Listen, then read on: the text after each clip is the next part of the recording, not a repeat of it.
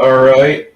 Hello, and my name is Bruce, and I am with tonight my usual guest, who will be my guest until she decides to leave, Janet from another planet.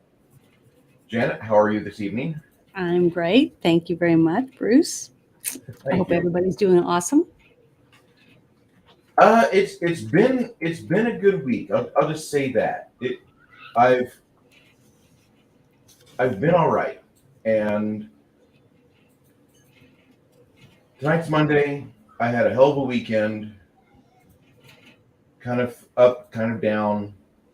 Before we get into tonight's movie, which is The Crow, by the way, I want to ask you, how was your weekend? Did you have a good weekend? He was pretty good. I mean, it was rained off and on a lot, and hot and muggy and gross. So I tried to stay inside as much as I could. But yeah, it was pretty good. Got a lot done around the house. How can anyone gripe about that, right? Yeah. Friday was my best week at work, or Friday was the best day to end my best week at work yet. And I had a interesting start to the weekend. It was kind of up, it was kind of down, and we had we had a bunch of activity. Oh shit!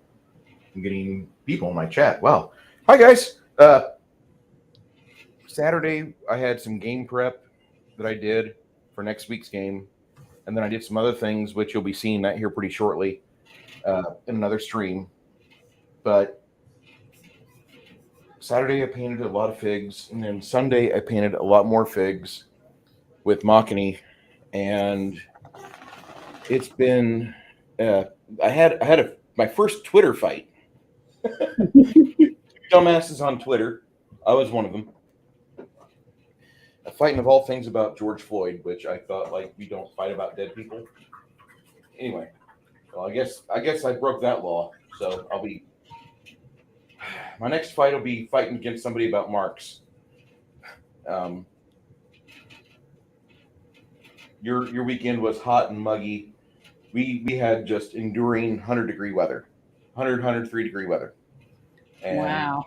we've had this was the hottest August we've ever had in recorded San Antonio history. The second hottest month we've had on recorded history was August, compared to July of no August of 2011. So it was just we've been enduring summer in her usual self. Yeah, Bone's like, don't get yourself banned on Twitter. I know, Bone. I'll do what I can. And Bone, Shadow and Sun, and others that are in our chat and affiliate chats, thank you so much for showing up. uh, Tonight's topic, we're going to talk about one of my favorite movies of all time, which is The Crow. And Janet, God bless you. Um, I I did not realize this when I set the terms down for my movie choice. She'd never seen this movie before. So before you watch the movie, Janet, what do Mhm. you remember? What did you see back in 93, 94 surrounding this film? A lot of my friends and stuff were telling me that it was really good. I need to go see it, but they were all talking about how Brandon had died when they were making the movie and how he had died. So I just made the choice not to go see it because I didn't want to see a movie knowing someone had died in it while they were making it. So that was my Um, reason why I didn't see it. And then through the years, people kept saying you need to rent it, and I kept saying I would, but I just never did. Yeah, I don't know why for sure. well, That's the the director. reason, Oh, go ahead. but that's the reason why. I mean, it was just a morbid thought to watch it. Just like I remember I said when we watched what was it, Brainstorm or Yes. whatever. It was the same reason behind that one. Why I was not wanting to see it because someone had died while they were making the movie, and just kind of a morbid. And I know a lot of my friends went to see it just to see whether or not they could tell when he was shot, if it was in the movie or not. And I'm like, that's morbid. So I don't know. I just chose not to. But I'm glad I did watch it because it was really, really good, I thought. The director of this movie has had some great, real ups and downs in Hollywood. He directed, I think, 2 movies back to back: The Crow and Dark City. And both of those movies have real special spots in my heart. The Crow, because that was my first film as a adult. I was 19 when I saw it. That I saw that movie and I was able to appreciate it. And it was the first movie I can remember clapping at the end of. At the time when they show you the For Brandon and Eliza piece. When I Yeah. saw that, like me and all the other people in the theater, we just started to clap like seals. And and that was kind of how that worked. And Alex Provis, I believe that's his last name. He directed this movie, and his story is a little interesting. They got everybody together after Paramount. Basically, I believe the studio washed their hands of this movie after the accident. Yeah, Yeah, and that's Owen's like, I can always tell when they used a different actor. That's pretty commonplace. This movie's in '94. They did a lot of prosthetics. They did a lot of practical effects. Did a lot of miniature work. Did a lot of doubles, and it was a beginning of CGI. Really, one yeah. of the first movies I remember CGI being well done. And watching it in 2022, it doesn't really hold up well. But when Alex got the green light, one of the guys at the studio said, "We're done with it. We've lost money." And I think Miramax picks it up and said, "Finish this. You've got just what, 12, 17% left to film. Do what you can. You're a director. Go direct." And Alex didn't feel good about it. I don't believe that the girl who played Sarah came back to the studio ever again. She was done. Hey, Multi-Gun Man. And it was kind of a different feeling. Even the guy that played Fun Boy was just sick from this. He's not feeling good at all about it. So everybody kind of gets back on set that needs to be there, and they film the rest of it. The rest of it's all done in studio. And this is in that period of time when CGI wasn't done that much, so you have a lot of practical effects going on and a lot of different actors being used as body doubles, and they try to CGI the face as best as they can. Not a bad deal. They made a mold of Brandon Lee's face for the mask, and Alex decided to break it and burn it. It was just too macabre for these people to even want to wear that mask and do the rest of that movie. So they did everything else with just practical effects when they could, CGI when they couldn't. And after the movie came out and became a sensation in 1994, I think it was April or May, I remember that movie being like the kickoff to the summer season, because I went home after we decommissioned USS McCandless. Hey, Bowsette.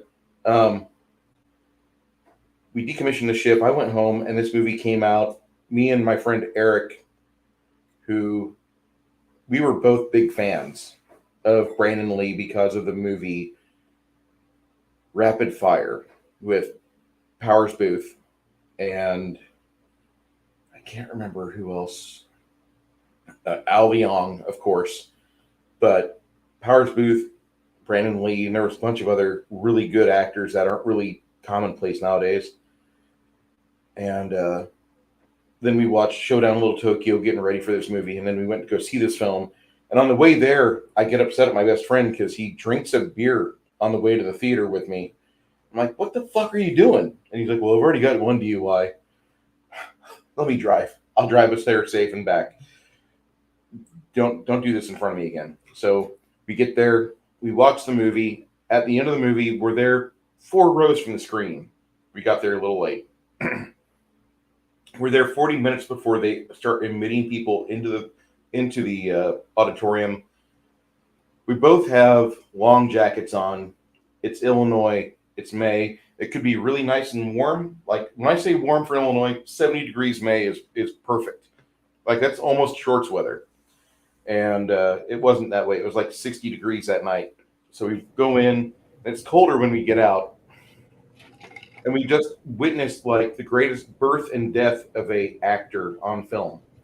The director takes his money, and in June of that year, I believe he bought his mommy a car, and he took care of any outstanding debts that were in his family's name, and then he donates every dollar that he got from the Crow movie that he was due, and he gave it to charity. He said it felt like I was involved with blood money, and I don't want to have that on my conscience.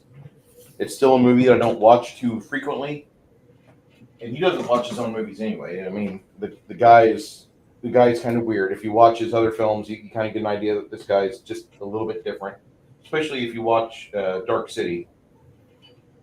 So, Well, I wish they would have talked a little bit more about that on, in the media, yeah, about the things that they did afterward, and how they all cared, and tribute, type things to him, because I don't remember seeing anything like that. All I ever heard was, I want to go see the movie. It's so gruesome, all that side of it. Maybe it's because it I have a was. bunch of gory friends or whatever, but that was one of the reasons why I was adamant that I wasn't going to watch it, because to me, I was funding, a basically a crime that somebody did things against the rules, and someone paid the price for it, the ultimate price. And to me, I don't agree with that type of thing. Like what happened recently last year, with a shooting that didn't need to happen, and someone dying because people didn't follow procedures on set of a movie. So I was adamant about that. So, but I am glad I watched it, because to me, it was a romance movie, basically. I mean, I know you're going to say that's stupid, but that's what I pulled away from it, was the romance that was so powerful that he was brought back to life to get revenge on the people that took it away from him and his woman. And that really isn't, like Ironcaster just stated it a minute ago. The love aspect, the romance aspect of this movie never gets mentioned enough. And I think this movie is, in its narrative stance, I think this movie is just as brave and bold as any romance narrative in our parlance. And I'm talking about from Shakespeare, I'm talking pre-Shakespeare, I'm talking about modern day. And I think that I think that there's a lot of people that are able to see that, but too many people, they just see the makeup effects, the blood squibs, and the quick edits, and they don't see much else. They're normies, and I hate to say this movie really shows you a dichotomy of your fellow man, but you have two groups of people out there that will watch it, and a lot of people will be like, "It's a great movie. It was my first action movie I went to go see with my friends. It was my first movie I took my girlfriend or wife out to go see."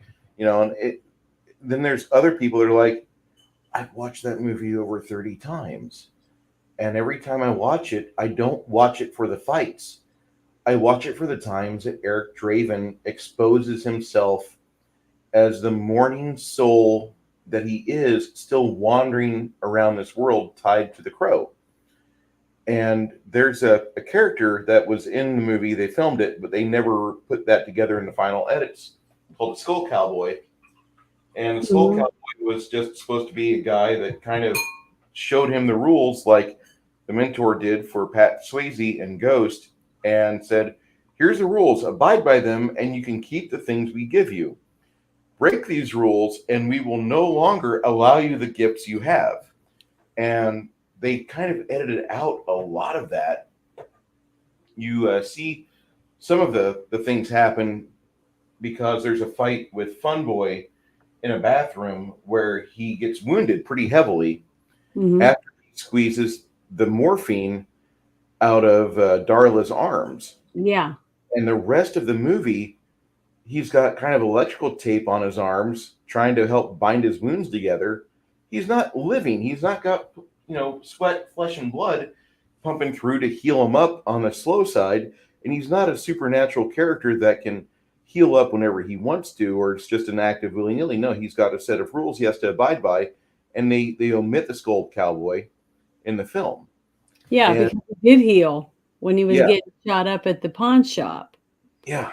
So, When I he's mean, this pursuing is the skull, go ahead. also, I'm sorry, also seeing this has definitely made me want to, I'm gonna order all the comic books or the graphic novels. The So James O'Barr stuff is really good. it I would never. just made me want to find out more behind the character and the story that this movie was developed from, because it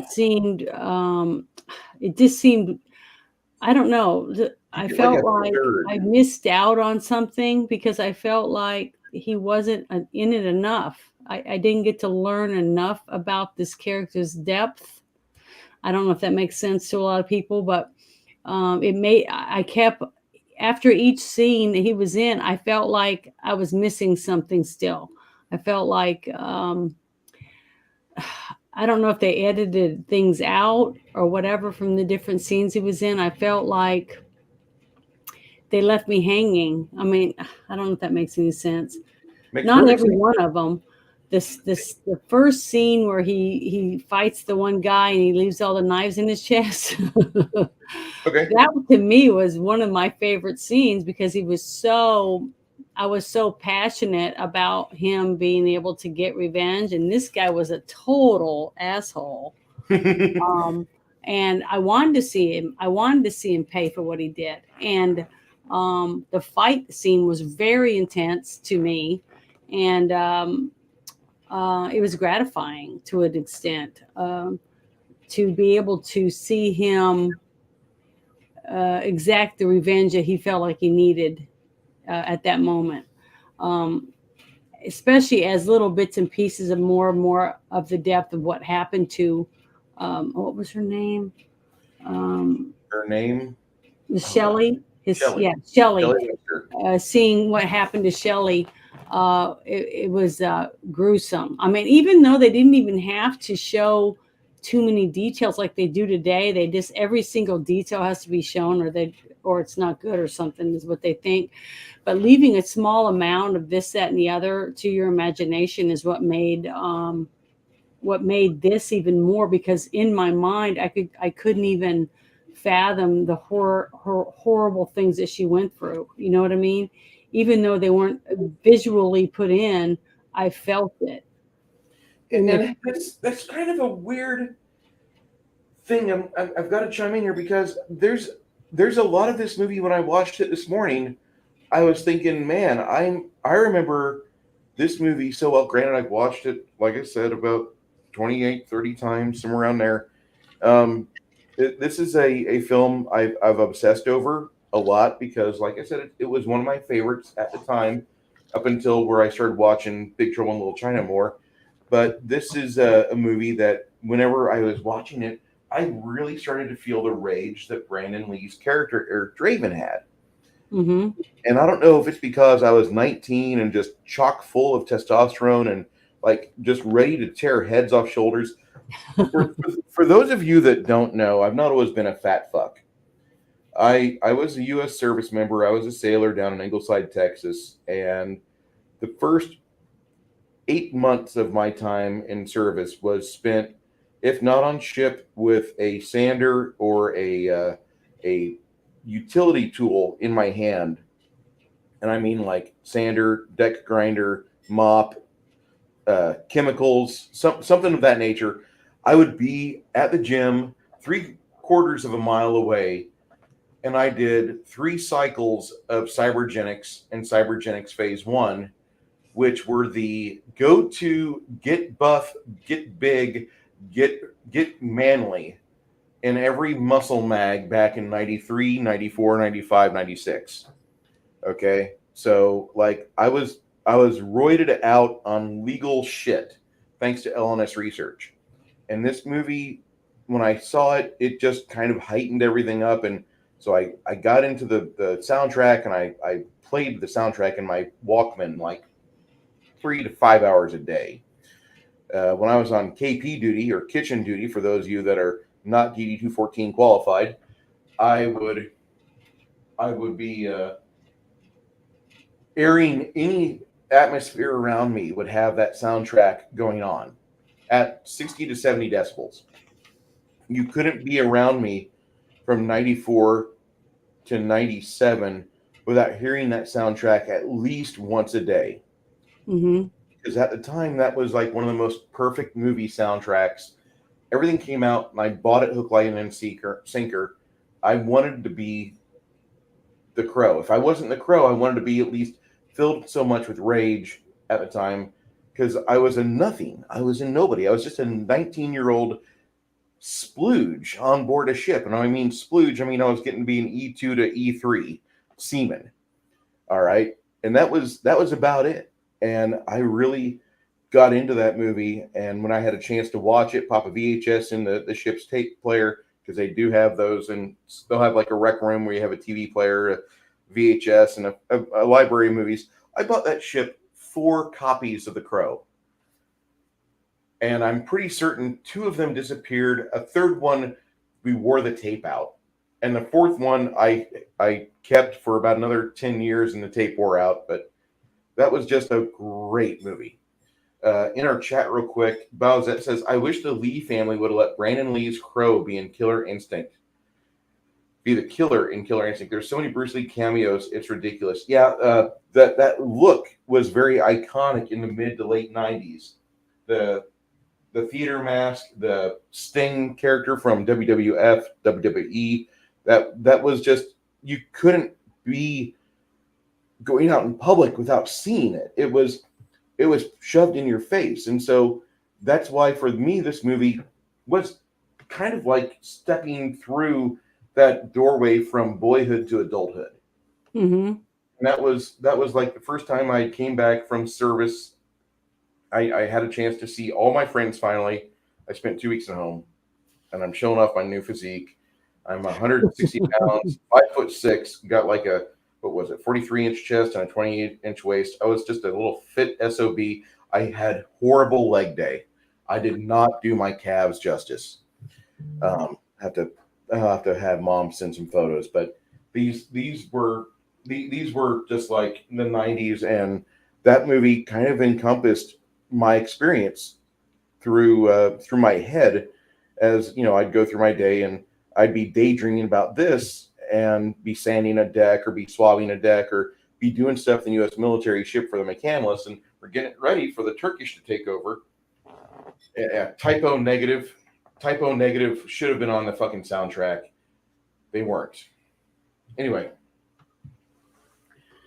But yeah, and one of the other things that I couldn't get past, I didn't realize this was based on a comic book or a graphic novel until I'd pause it for a second, and then I'd watch a little bit.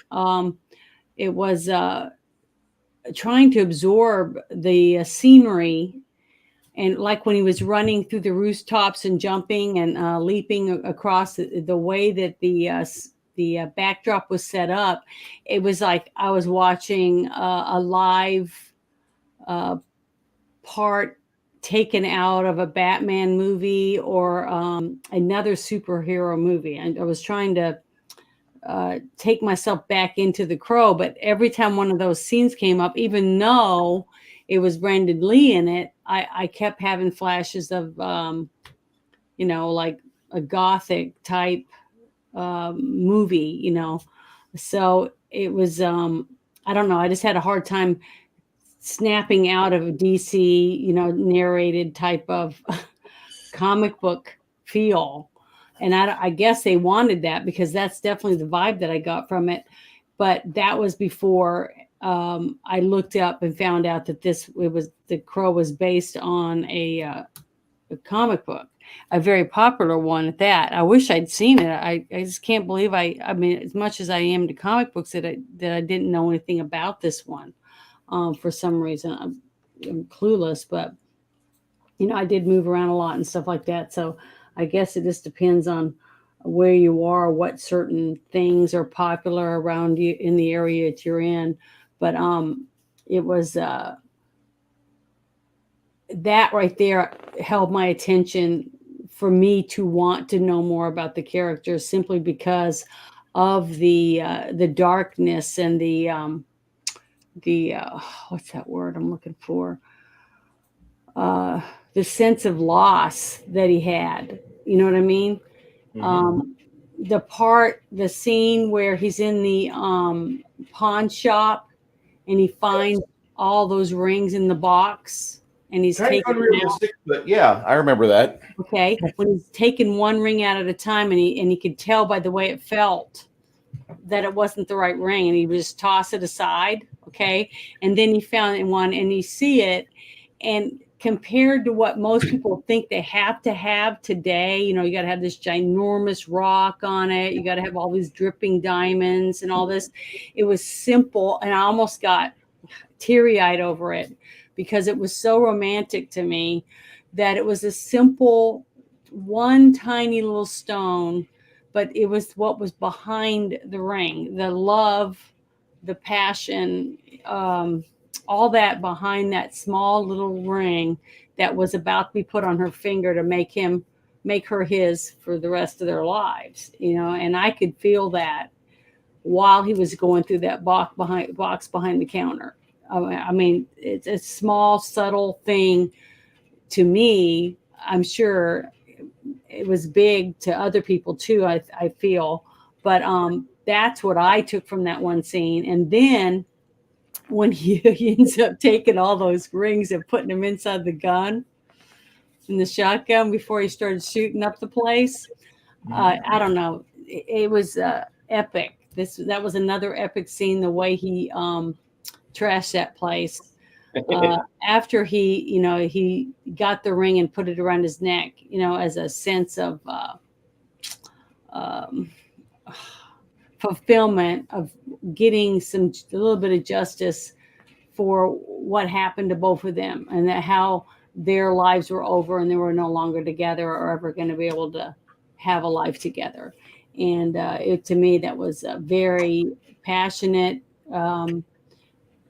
strong, and you could also feel, I don't know, you couldn't help but hate the guy that was in the scene, even though the guy didn't actually kill or rape his woman or kill him and push him out a window. It was the fact that he dealt with these people and gave them money for their Yes. items that belonged to the dead people that they've taken them from. Like when that thug went in there and sold him those shoes, the leather shoes with blood on them, and he still took them. So basically, he deserved everything he got, and Yes. then some. Okay, so to me, that was like a sweet cherry on top, in a way, the way he treated that guy in the pawn shop. I thought that was an epic scene. I really enjoyed it, and I'm so thankful that he got a little bit of payback in that scene, which was really, really intense to me. What do you think about that scene? I think that really keys in on the rage of the character. And I've only read the comic once. That was back in 98, 99, somewhere around there. And the comic, I know I'm poor. I poor in the fact that I emotionally poor. Here I am talking about the movie, not talking about the comic book. I waited for years to get a hold of it, and finally got a hold of it. Had it for about a weekend. Read it like 3 times. Was amazed by it. And there were some changes made from the graphic novel to the movie, of course. You'll see me if you know my Twitter, you understand me and a few other literary bookworm types fence about staying true to a narrative and oh gee, Star Wars, I love you, but you get really upset whenever there's a change to a book or something, and I understand that, but we don't have time to watch a 25-hour movie. I need this story to get going. And thankfully, this was a graphic novel. You could read it within about 2.5 to 3 hours if you studied everything. If you read through it, sped through it, it's 45 minutes. But it's a really great story. And for me, I'll just say this, that the pawn shop owner experiences that rage perfectly from Eric Draven. And Eric Draven, the film portrays, for what little screen time Brandon Lee gets, he doesn't really have as much as I thought he did. But for the time that they give Brandon Lee to portray Eric Draven on screen, he does an amazing job of giving you this wonderful character who is there for a specific purpose, and that is for the luscious purpose of sweet revenge, or a dish served cold if you're a Star Trek fan. But it's important to discuss that, because if he doesn't, in the comic, if he doesn't go about his business and go through those motions that further his goal of revenge, he does not do the justice he's supposed to. And they omitted a character from the movie that was in the book a little bit, and the Crow takes over most of that role in the film. Just a wordless. They had like 3 or 4, and they didn't use a crow. They used ravens, and the one crow they use, or the one raven they use, Magic. She's used for 4 of the Crow movies total, which is really interesting because they made sequels to this film that, while they were there in spirit, the talent, the budget, the direction, the desire to make a movie honoring James O'Barr and his work, that was just completely absent. And I'll never talk kindly about the Crow movies after the first one. Well, I'm thankful in a way that I hadn't read any of the novels, because I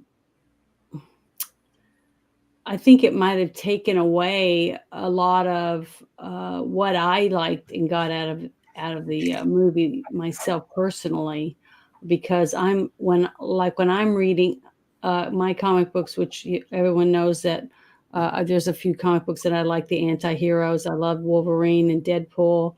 I love Morbius comic books, things like that. Those are my favorites, and I got stacks of them, and a lot of them are autographed and stuff. But I've read mine. Okay, I've only got one set of comic book series that I've never opened, but I have read the series, but I haven't opened these. And they're the only ones. Every other one that I have, I've opened and read over and over multiple times, because I enjoy reading them. I enjoy the story as it unfolds in front of me. And that's what I looked at when I saw this. And I didn't even, like I said, I didn't even realize it was from a comic book until I started realizing the background was so drawing me into Batman, or to a gothic city, type thing. And it had a vibe of a comic book themed story. So that after I saw the movie, I started looking it up to find out, is there a series of books that I can read? Because I think I can get more into the depth behind the characters with a book that I couldn't have gotten from this movie, because a movie cannot fulfill the needs that you get from a novel or a book. It just can't. It's just impossible. And I'm real excited about it, because now when I read it, I'm going to see his face as the Crow. So he will live on to me in my mind, in my imagination, because that's the person that I saw in the movie now. So in a way, it's going to be really, really good. And I'm probably going to get goosebumps every time I read it, simply because I feel like I'm bringing him back to life as that character when I get to, sit down and actually get to enjoy the comic book. And heck, I might even have to be able to find the music from the movie and listen to it in the background while I'm reading. That would be really epic. You know what I mean? Yes. Not everybody gets to do that. There's a request in there for us to have you watch Deadpool versus Boba Fett. We'll have to have that happen at a later date. Or Is there something like that? I think Bowsette I think everybody wants to see you do a reaction video. Which, as much as I love Janet from Another Planet with the funky glasses and the eyes, and honest Janet, and what I Yeah. mean is no filter Janet. You can have Mhm. makeup on. We can do makeup. We can do good lighting. You don't really need good lighting. You don't have to require. You're not required to use stripper lighting. Okay, Well, I hon. was trying to do it tonight. I was wanting to be my Janet from Another Planet live and be animated and everything, but I gotta keep working on my camera or something. I don't know. It's my program or something. I don't know what it is, but I'll have to figure it Well, out. I'll try to have our tech support guy get in touch with you ASAP. That way you can. Because the other night when I was on Drew's show last week, I was able to be me off and Be on. yourself or Janet from Another Planet. No, myself. Okay. So, which I don't know. I just felt really uncomfortable. I would go back to my picture, and then when I'd speak, I would um, be me, and then I go back. So it just depends on. It's going to take me some. It's just not Yes. something I'm used to. But I love Janet from Another Planet. She's me. Well, She's the nerd in me, or um, the geek I, in me, I'm or whatever you want to call it. I'm just going to say, as your Monday night friend and co-host, that Mm.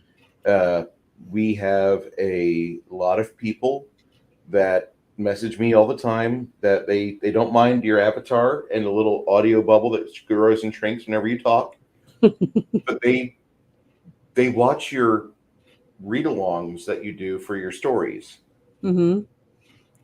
and that as much as I love Eric Draven in The Mask, I could have watched 4 hours of Eric Draven being Eric Draven.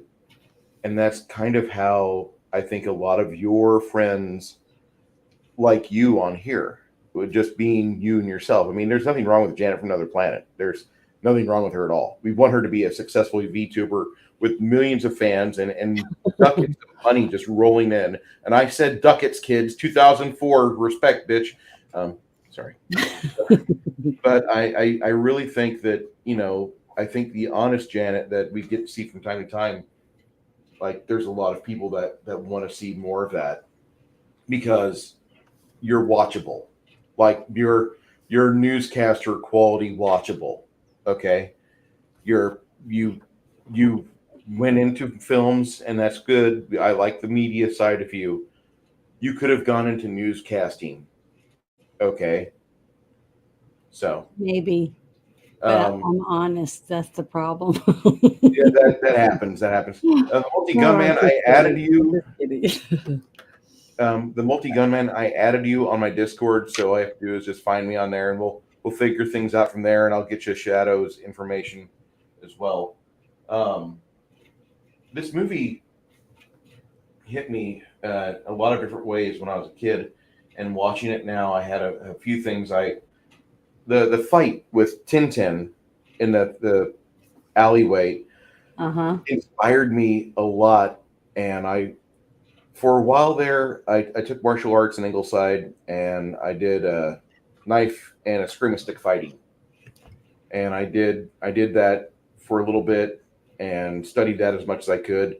Mind you, most instructors for knife fighting, you don't get knives; you get little stubs of wood to jam in each other's ribs, and yeah, it hurts, but you don't bleed all over the place, So um, it was kind of different.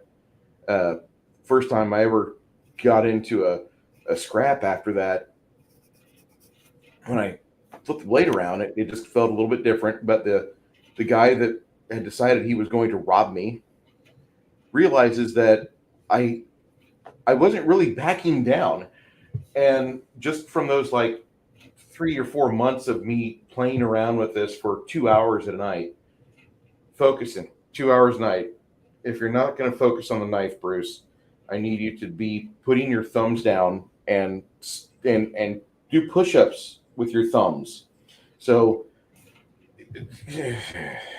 um, I never got a chance to test that. I'm really happy, but like the one time it came to be needed knowledge, I was able to intimidate the attacker from, yeah, don't get within 4 feet of me because I actually know where the sharp end goes, and it was good enough to where they left, so I was happy. And that was in Corpus Christi, not exactly the safest town in America. Um, we we watched that Tintin scene a lot. Tintin was fucking amazing, and he's still doing acting even now. He does like the NCIS stuff, and he's been pretty much all over movies and television, mostly television, since the late '90s. He had a tiny part in the movie True Romance, another favorite movie of mine. That's probably the only movie of Quentin Tarantino's I've watched, which isn't really a Tarantino film, but he did the script. I've watched that movie over 12 times, which I know that doesn't sound that impressive for some people, but I think that's a good movie. And he had a tiny film part in that. There were some other movies he was in, but he's mainly a television actor now.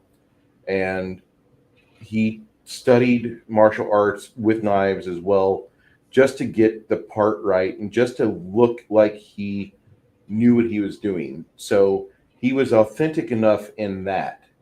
And I thought that was pretty important because he did the part on camera so well. That's like Johnny Depp sold his art collection for over $3 million in just a few hours. Johnny Depp was the first choice to take the part of Eric Draven, and Depp wasn't really into it. He didn't want to be in a violent movie like this. He had an idea about it, and his idea was, no, the more I discover this movie, the more I don't want to get involved with that. It would have been something he did during his 21 Jump Street days. Yeah. That wasn't something he wanted to steer his money into. Yeah, Johnny Depp sells his art collection of $3 million for just a few hours. Amber Heard files for bankruptcy, or she's having money troubles. So I thought it was great because I mean I used to like Amber Heard when I watched a movie called Drive Angry with Nick Cage. Hey Janet, how do you like that movie Willy's Wonderland? It sucked. It was one of the worst movies I've ever seen in my life. I don't think I got through 15 minutes. I was like, you gotta be kidding. I I could write such good stuff and I couldn't get anyone to make it, but these people got millions of dollars and a top rated actor to be in this piece of shit. I just couldn't believe it. All I know is that whoever wrote that screenplay and got in there was blowing somebody or something. That's all I could think of. It was terrible. Yeah. It was one of the worst movies I've ever seen.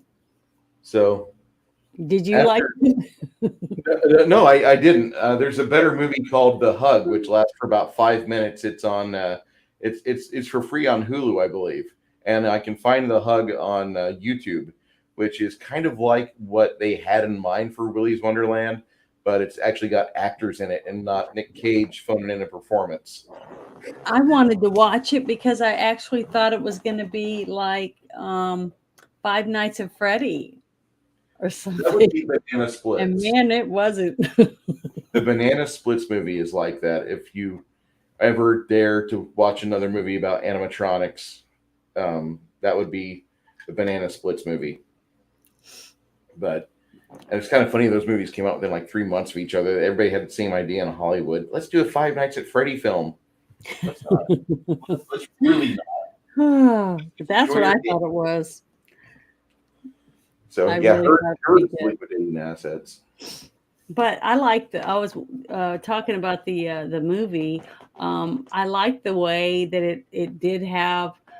It took me a little while to understand what the reason was the little girl was even in the story.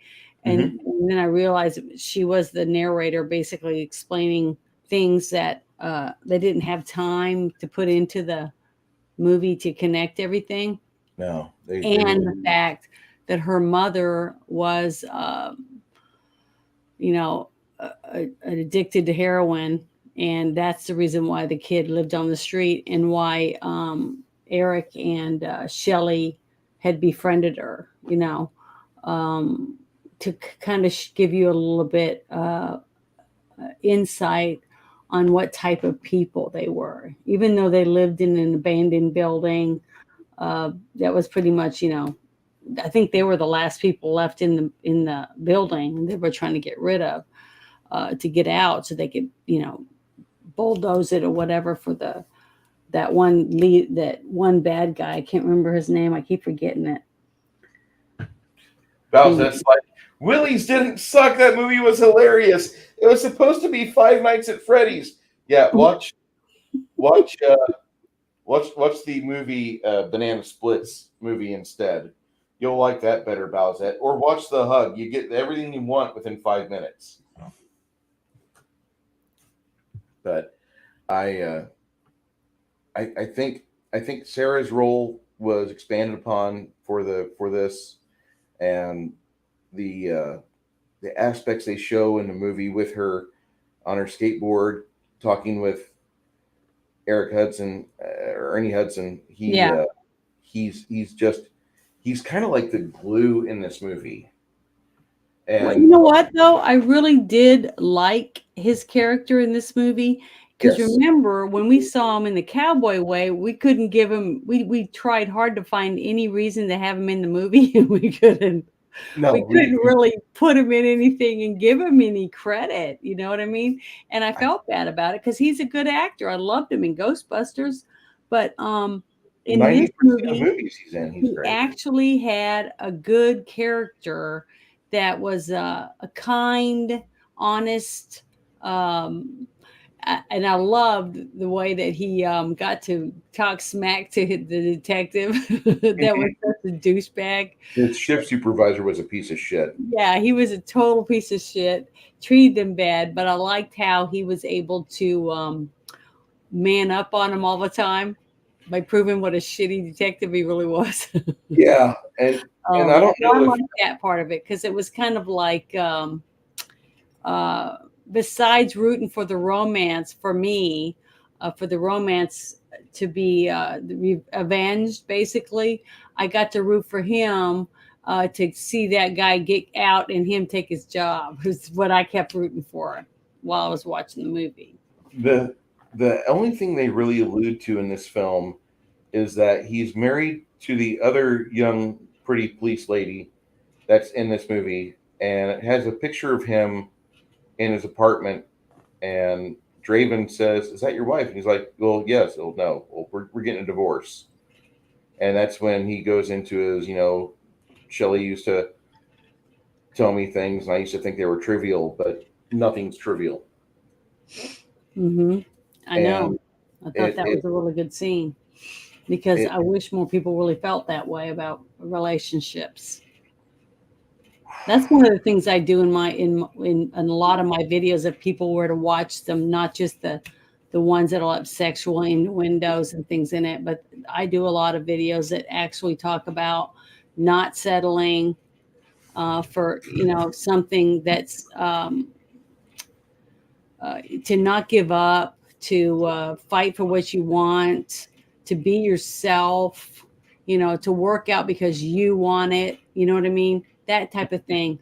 Because I really believe that if people could just love themselves, like who you are, that you will attract people to you that like you for what you like, instead of trying to get people to pretend to be something they're not, to attract something that isn't what they want because they're pretending to be something they're not too. You know what I mean?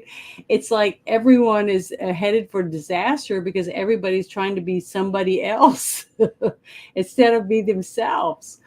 And that's why I love Janet from Another Planet, because in me is Janet. Okay, I am Janet. I love comic books. I love cosplay. I love kung fu movies. I love animals. I love growing plants. I love crafts. I love fishing. I love hiking. There's so many things that I love, and I guess I'm just really lucky. I had parents that pushed me to do all those things and to be myself, and to see different people be able to do that in their lives is really phenomenal to me. And I that's why I think I love that different movies that have that aspect in it when people get to be themselves, and and they push you to be honest and caring and loving of other people no matter what. And I'm drawn to those movies. I've gotten up and left movies that I thought were bunches nothing but pompous asses in it. So, it, they already got my money, so they don't have to force me to sit there and swallow their shit. You know what I'm saying? Yes. So it's nice to be able to pay for a movie that you like when you leave, when you get up and go home. And that's what this movie was. I mean, I didn't have to pay for it because I already had a subscription, but I wish more of us could. I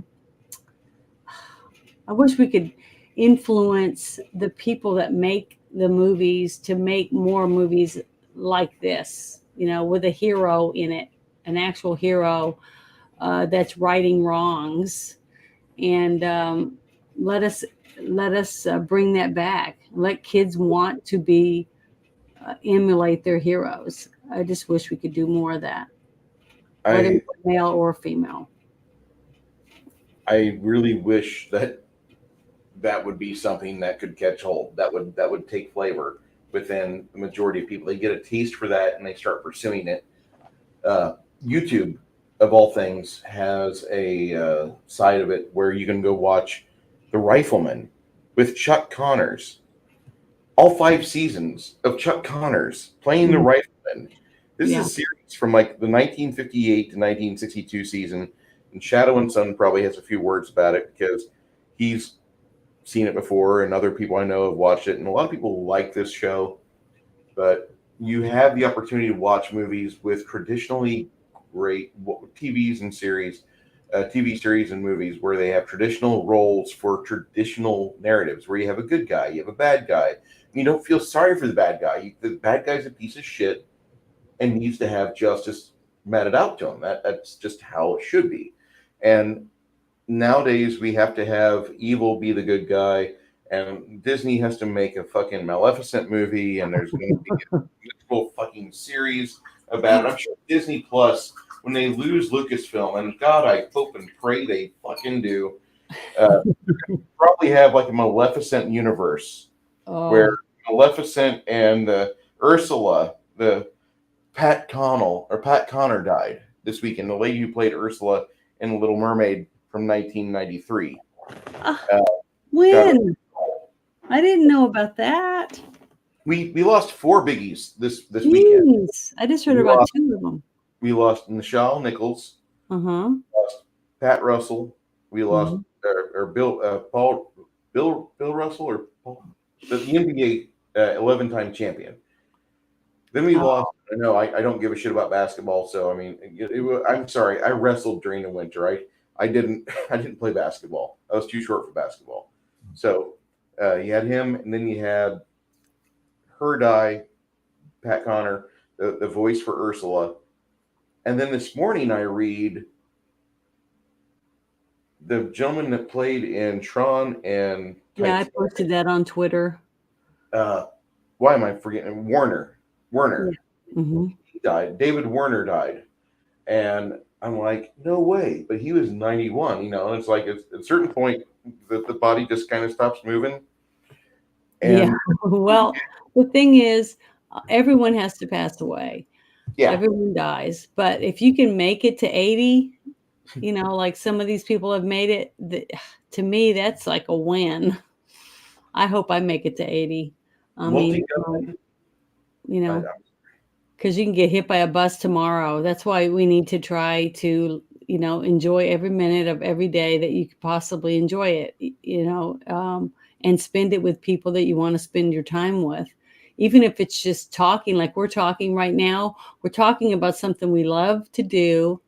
And we're enjoying each other's company through conversation. Okay. And it's important. I mean, that people get to have some enjoyment in your daily life. You shouldn't have to just go to work every day, eat, and go to bed. get up, eat, get dressed, go to work, and go home and do the same thing day after day after day and never get to enjoy anything. Especially so many people that go to work and can't stand their job. I mean, I'm lucky I get to work from home, but that gets boring. So it's just nice to get to talk and converse with people about things that on the side that you really love and things that you are entertained about, and they like a lot of the same things that you do. And I'm so thankful that I get to do that, because not a lot of people get to.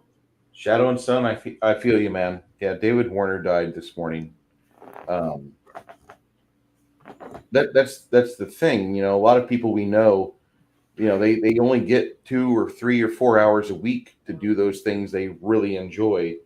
They're mandated their time. They have to go exercise. Doctor's orders, have to go to do this cardio for 30 minutes, or I've got to do physical therapy for 30 minutes. Then they have their things, their obligations, like children and such. Then they go to work for 8, 10 hours, somewhere around there. And then by the time you make it home and everybody's in bed, what little time you have left, you want to spend it with somebody you love or doing something you love, and they're just too fatigued. They're too fatigued. Shadow and Sun and Multi Gunman. If you guys are both in Janet's Discord, I recommend that, and I put the link in there. Go ahead, jump in her Discord, and when you guys say something in her Discord, just you'll be able to connect that way. You'll have to right click yourselves, or if you're using a tablet or phone, you should be able to connect that way.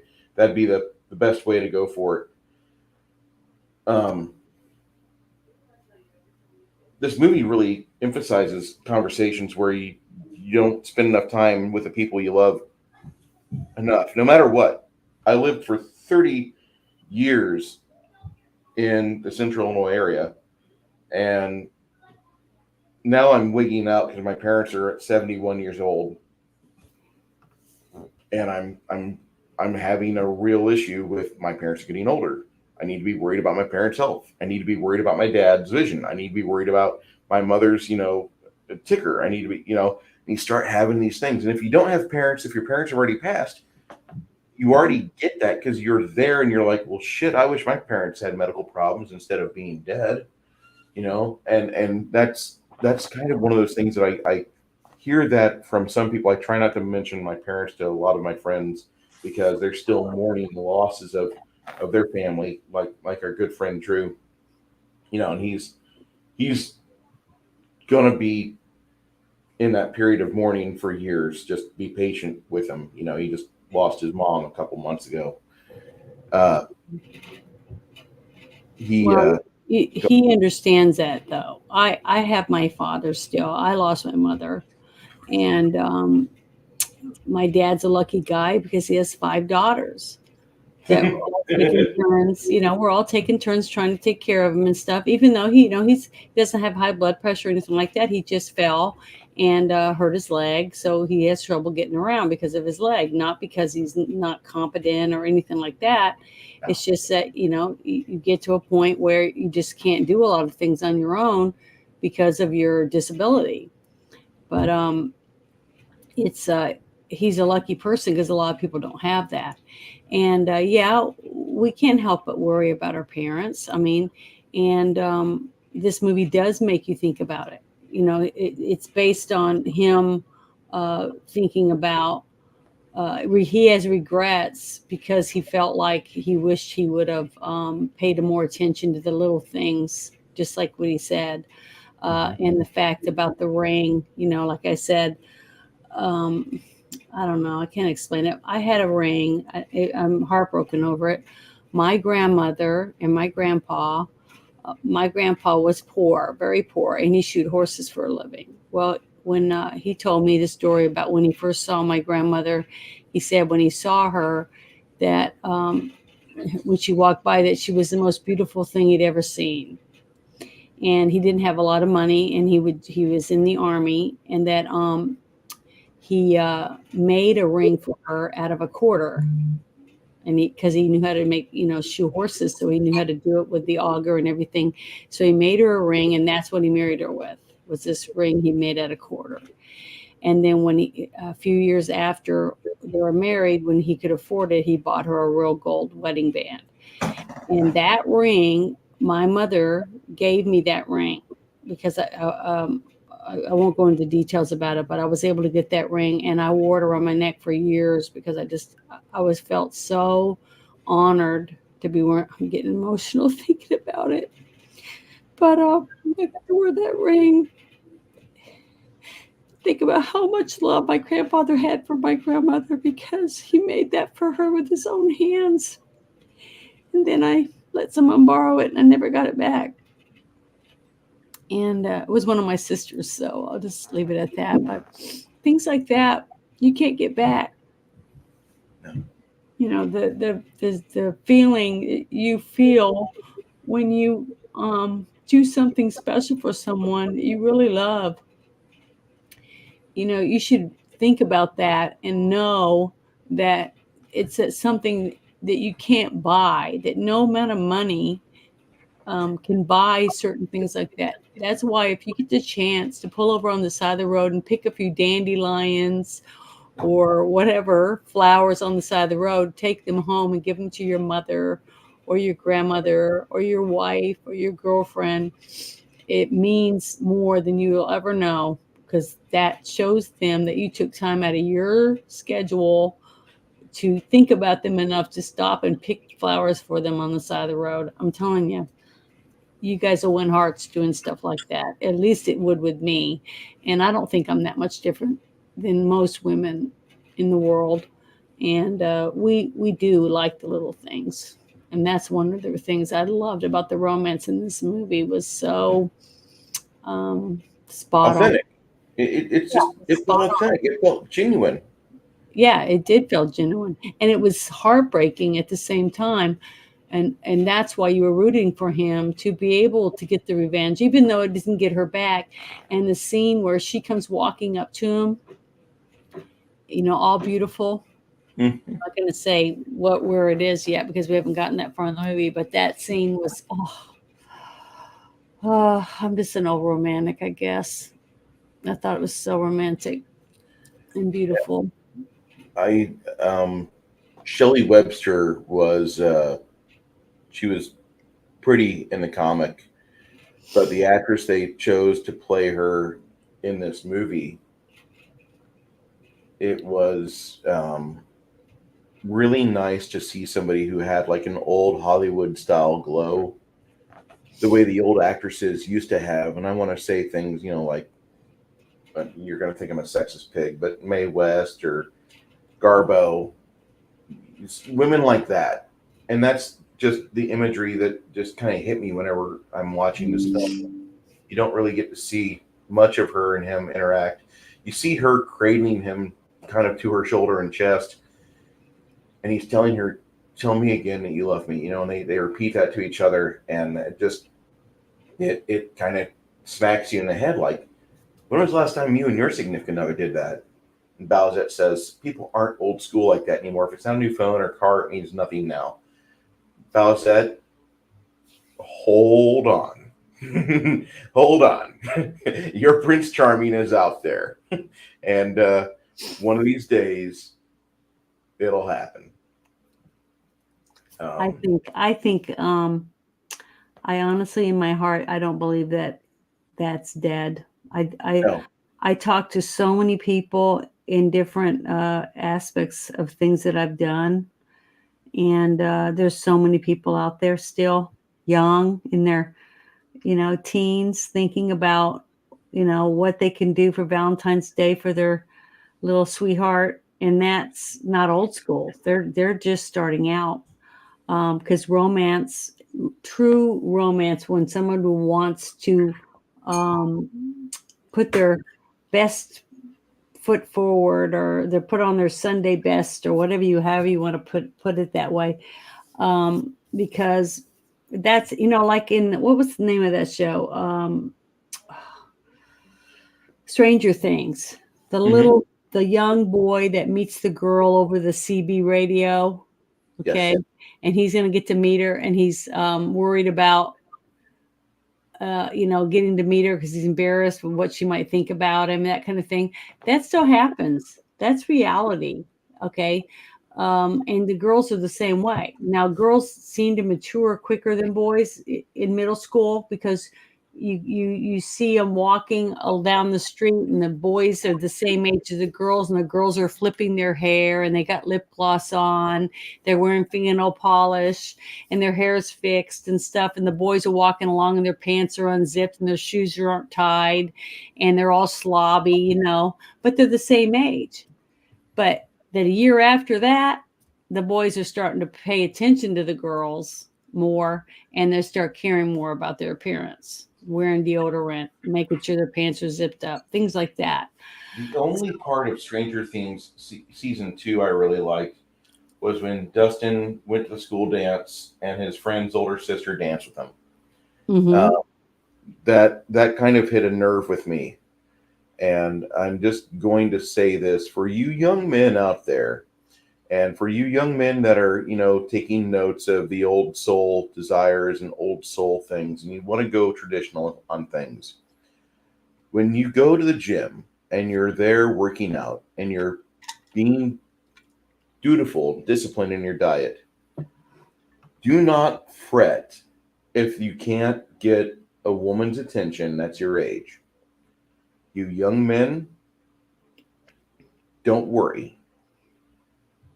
Allow yourself to go up 10 to 15 years older than you, because you're going to find in your 20s and early 30s that there's a group of women out there that are single and hungry for the desires. You talking about cougars? I love cougars. When I was Uh-oh, the porn bots are in. uh-oh. Here they No. come. Are they here? Yes. Oh God. Naked HD. I don't see them. I don't see them. XYZ. They love us. I They don't won't see them leave in us here. alone. Did my mods get them already? I think so. Wow, good job, guys, because I don't even see them on my YouTube feed.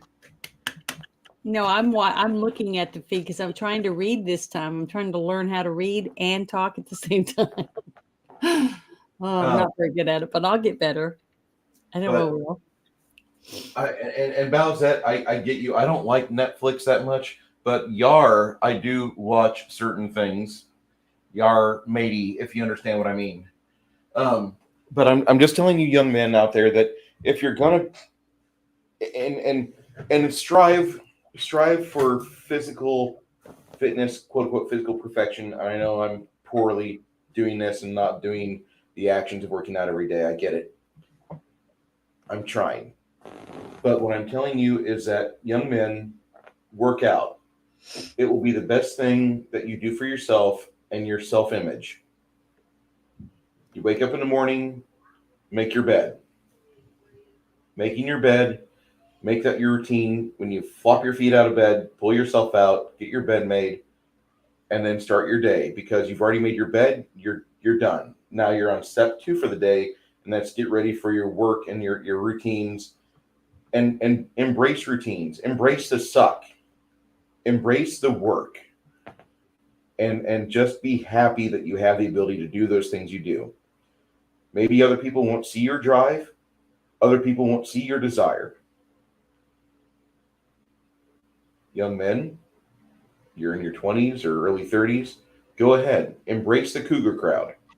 And I'll tell you the reason why you do it.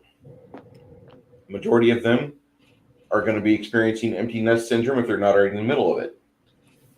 Empty nest syndrome for a woman that is divorced, that has kids, makes them go nuts. And they need, thank you, Shadow and Sun, they need somebody to anchor them. Doing that in a physical, spiritual, soulful sense is going to help you out. And it's going to help them out. You're going to bring balance into their life a lot more than what they had.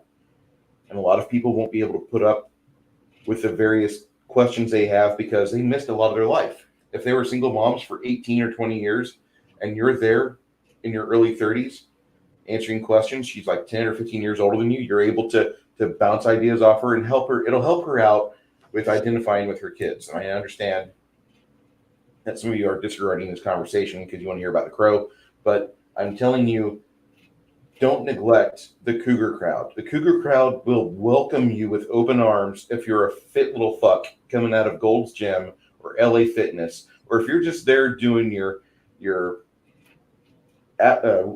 Atlas, your Roman Atlas workouts. If you're there just doing, yeah, Roman Atlas, if you're there like I was doing combat conditioning from Matt Fury. Matt Fury has a three exercise routine, the Royal Court. You don't need to go to the gym to get fit. You don't need to get the gym to make your body stronger, harder, and make yourself to where you can do much more and build your endurance.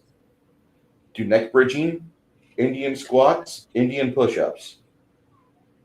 When you stop at one, when you have failure at one, rotate to another. When you fail at that, go to another. Just do those 3 exercises. Thank you once again for zapping the bots. Those years, you probably won't have that relationship last a super long time, because when people are in that sort of relationship, people get in a situation where they're in a marriage or a long-term relationship and it breaks, their soul gets crushed and their identity gets crushed. And so they don't really know who they are, but you add to them a sense of stability and you do for them more health and then anything else that they would probably do for themselves. You're adding them, giving them a person to grab onto, and they need that. And they're giving you pretty much everything they are, and they're trying to discover who they are in the process. And so you have somebody that probably wasn't very well appreciated. You have somebody that probably wasn't valued the way that they wanted to be. So it's going to be win-win. It won't last more than likely. That's just because Americans and Western civilization doesn't treat relationships that well. But you give somebody that time, they will. You can have a good best friend situation come out of that. But if you want it to work, you've got to work it. You've got to do it yourself. You've got to believe in them. All right. The most important thing is you've got to start. Even if it's just walking up and down the street in front of your house. Once you start, it gets easier and easier to progress. If you live on that hill, that's the best thing. What? No, I'm saying you're right. It's true. For you ladies, it's a booty blaster. Anyway, so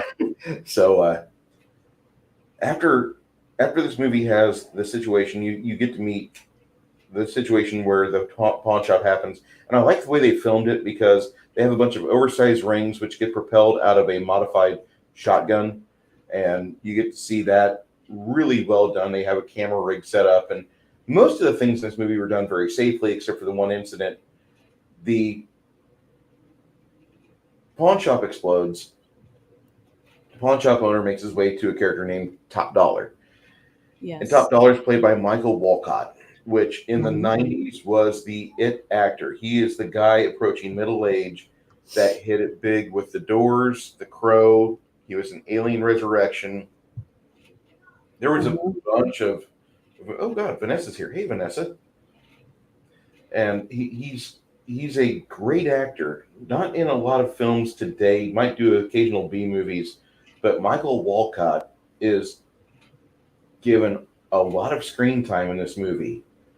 And I think they did that to kind of fill in some gaps on time because Brandon was gone and they could focus, like they have to give this movie a focus or something to anchor to.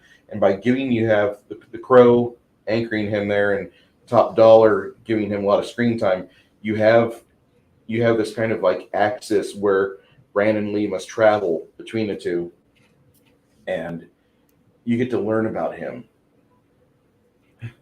Yeah, The Crow and I Spit on Your Grave, love revenge films.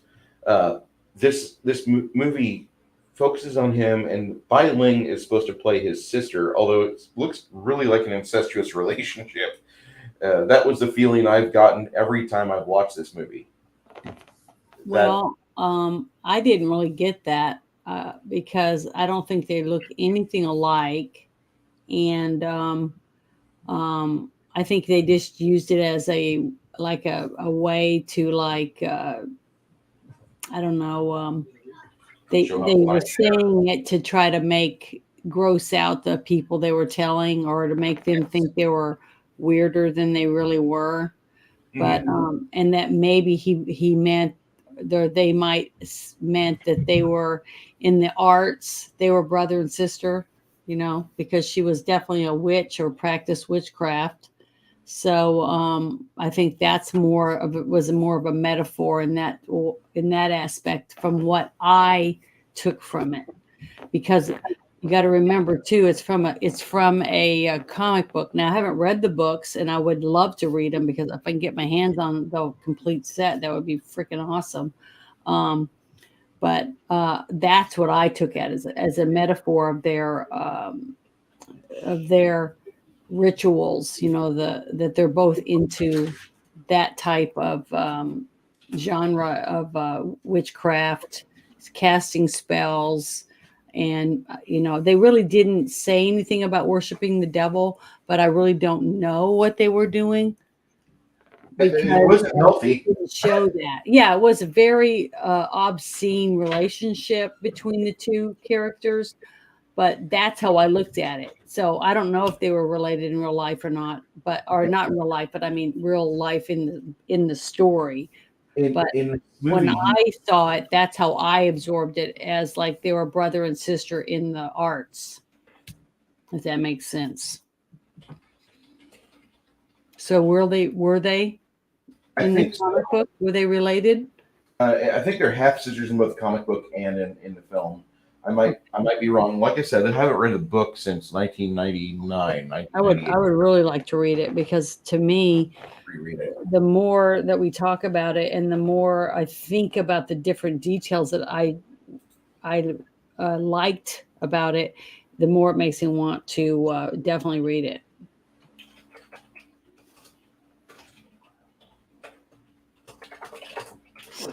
So, but I'm definitely going to get into that if I can get online and order me some comics or novels or whatever it is. Yeah, James DeBar is pretty talented, and I wouldn't say his entire bibliography is great. I've only read two of his books. The Crow is the one everybody talks about. Hey, awesome one. How you doing, sir? And Bowsette makes the statement in which I remember the line now, where he's like, "Well, we're half sisters," in the movie, and Michael Walcott just kind of leaves it as that. And yeah, there's a lot of occult symbolism in this movie, with Bai Ling and her obsession over eyes, and how the spirit world can connect and such. And when she sees what the crow is, she's completely getting crazy for this little feathered friend. Yeah, the crow. She wants the crow to kill it. Yeah, she wants to take its power, Yeah, and the power from it. yeah, she wants to absorb the power from that, and use it for her own means, which she's really not a good person. She's probably the most evil bitch, most evil person in this movie. Well, yeah, Yeah. you don't see what she does when she cuts that woman's eyes out. Yeah. Because I was like, in that scene where you see the two naked women, okay, and the naked woman in the bed, very attractive woman too.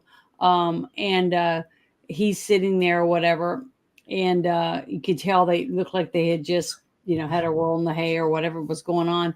And then you see her with that curved knife, and she's talking about her eyes, and then the next thing you know, she's cutting her eyes out. I just thought that was pretty gruesome, and they didn't even have to even do it. See, that's what I'm saying. The subtleties that they didn't do made it even more compelling to me, because they didn't have to it wasn't like Friday the 13th, where you had to see all the blood and the gore and them gouging the eyes out, and all the different stuff. Just seeing the eyeball in the bowl was gruesome, enough for your imagination to know that these are some pretty disgusting, skanky people, and they'll do whatever they can, and do whatever they want to get what they want. So they would stop at nothing. So you knew they were very unscrupulous people, and they deserved everything the crow was about to give them. So that I love that part of it. But I thought she was really good. The actress that played her character did a really good job. I thought a very believable That's Byline. woman. And she was gorgeous. To top She it hasn't off. changed. She's not changed. I saw her back in 2013, and she basically looks the exact same. And she's got just a few crow's feet at her eyes, and other than that, she's not changed at least bit. She's just an amazing little actress lady, and she's kind of adorable in real life, but for this movie, like your skin crawled when you saw her on screen because I mean, she's gigantic. She's like 30 foot high in the movie, and we were, like I said, 4 seats back from the screen watching this, and I that was like pretty unsettling, and it gets easier to watch around fourth, fifth, 20th viewing, but she's still, when you analyze it, like Walcott's bad enough, or Top Dollar is just an evil bastard. And at Yeah. the end of the film, I mean, he's willing to use that same curved blade to end Draven's existence on the rooftop. But she makes your skin crawl, and there's not much more you can really say about it. After that, you're seeing the scene between with Funboy and Darla, and Darla has her come to Jesus moment where she decides to not be with Funboy, and Funboy, he gets his comeuppance. And he's the one. Michael Mann is the actor that used the prop gun on Brandon Lee, and that gave him nightmares the rest of his life. Sadly, in 2014, Michael Mann gets stomach cancer, and then in 2016 he passed. But throughout every interview or any time when somebody would ask him about this movie, he would say a couple things like, I really don't watch my own movies. I've never seen The Crow, and I don't really think I'll ever come to terms with the fact that I killed Brandon Lee. It still hurts me to this day. And it's Yeah, just I mean, I can't even imagine the guilt that someone carries on them when they feel like they caused someone's death, whether it was shooting them, accidental drowning, you run over them with your car, And I'm talking about accidents. I'm not talking about someone murdering someone on purpose. I'm talking about accidental, and having to live with that for the rest of your life. I can't even comprehend how. I mean, I know how bad I felt. I hit a turtle one time, and I cried for an hour. I pulled over and I got the turtle out of the road, but it wasn't dead. Shell was all cracked and everything. And it was awful. I don't deal with that type of thing very well. And so I don't know. I just don't know how these people are able to get on with their lives without some type of really strong therapy or something. So I really feel for the person, especially. Here come the bots again. I really feel for the people who have to live with something like that in their lifetime, especially when it was an accident, wasn't something intended. And I'm not talking about the people that drink and drive or do drugs and drive and things like that. I'm talking about someone who's doing it on their job, or just in the same boat with someone when somebody falls overboard and drowns, or those type of things. So I just can't comprehend it. And I really feel bad for the actor that had to live with that for the rest of his life. I really think that was a very huge tragedy, especially someone knowing that this person was so young and they were just starting out. So there's only been that. I've only heard about that a few times in the movies, like in that movie where it was a trilogy movie, and that one actor was carrying the two children and they got their heads chopped off with a helicopter. Vic Morrow from Twilight Zone. That's what it was. And that was horrendous. I just remember I didn't even want to see that movie because of that. And that was just an accident, a freak accident that happened to him. But everybody on set was traumatized by that.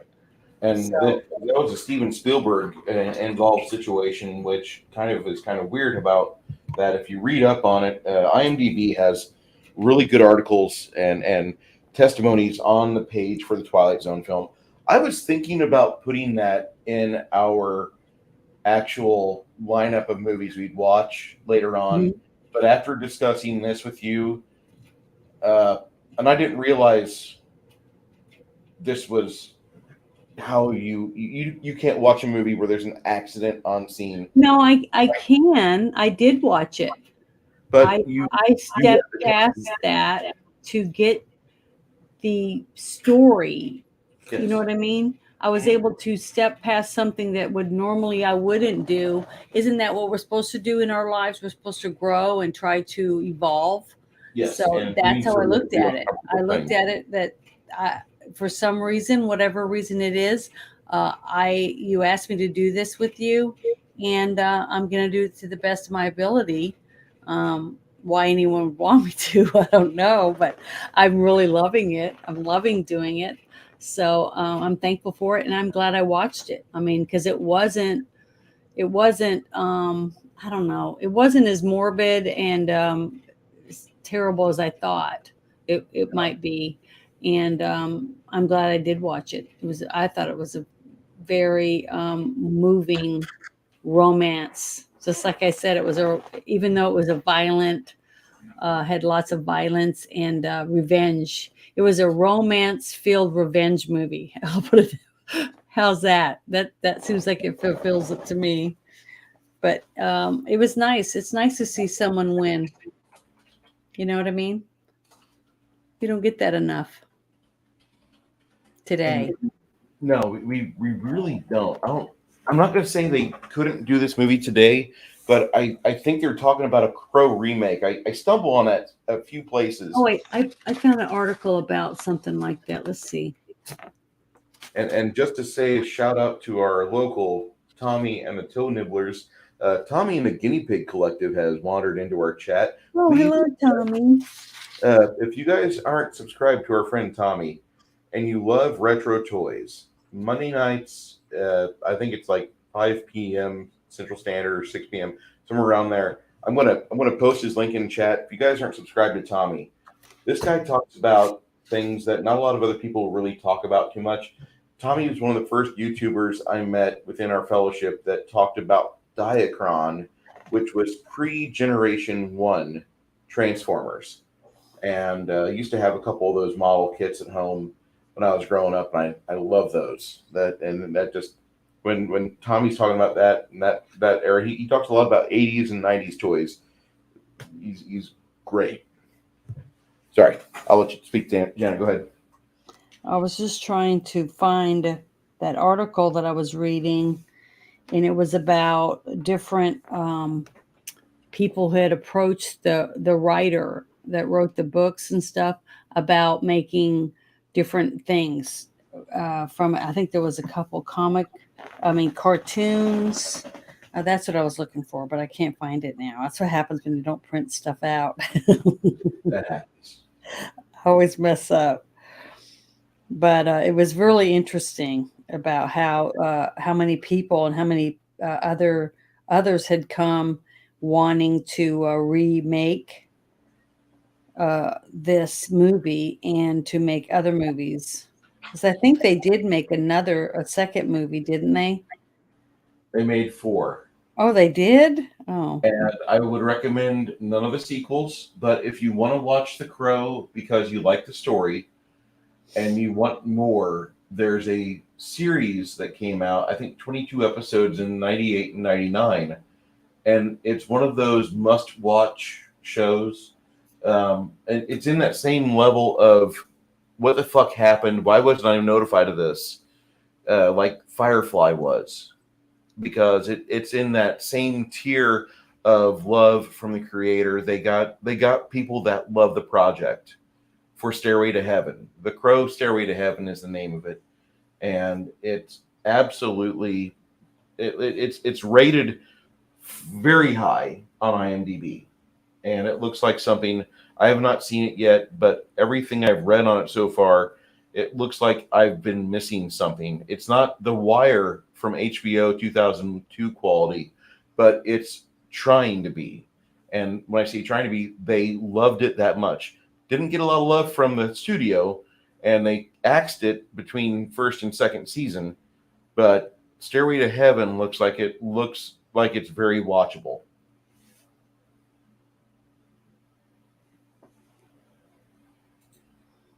Yeah, Hello? I'm reading this whole thing about this. Am I allowed to read something someone wrote about someone?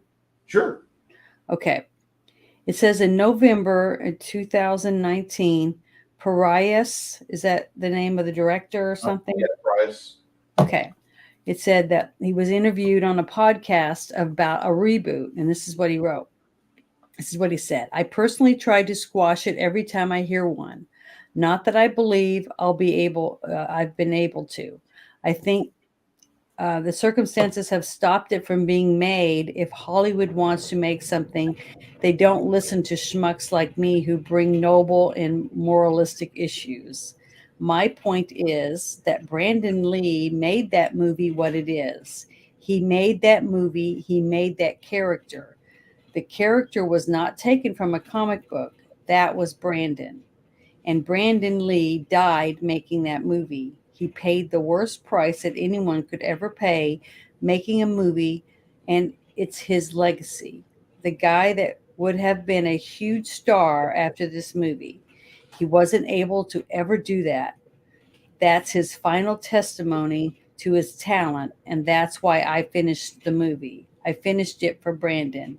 After being devastated about what happened, we shut down the production and went back to Australia. Months later, I went back and watched the movie, and his family, all the other actors, everyone involved said, "You've got to finish this movie because Brandon is so great in it." And he was. I was able to watch it and see how great he was. And I thought then the movie deserves to be completed because it's his legacy. So that's what the movie is. It's not just a movie that can be remade, it's one man's legacy, and it should be treated with that level of respect. Wow, that's really good. Yeah. That shows heart. That's what I was trying to say. And to me, that comes across in the movie for the romance and the love that he had for his fiancee, that he was willing to come back from the dead to get revenge against those that took their lives. And that director is the reason why I think I felt that way. And I didn't even know this story.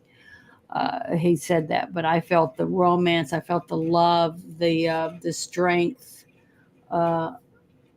coming through in the flashbacks, and then in the longing that he had to feel her in his arms again. You know, that whole aspect of the romance part of it was just very, very fulfilling for me.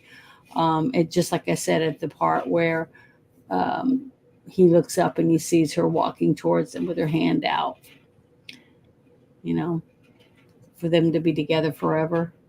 Yeah. In that one scene, I just thought that was so romantic. And I guess, you know, like somebody, who was it that said that that's old school love? That Yeah. doesn't, it's not real, but it is. I really, in my heart, and when I dream at night, I dream about what it would be like to have that type of romance.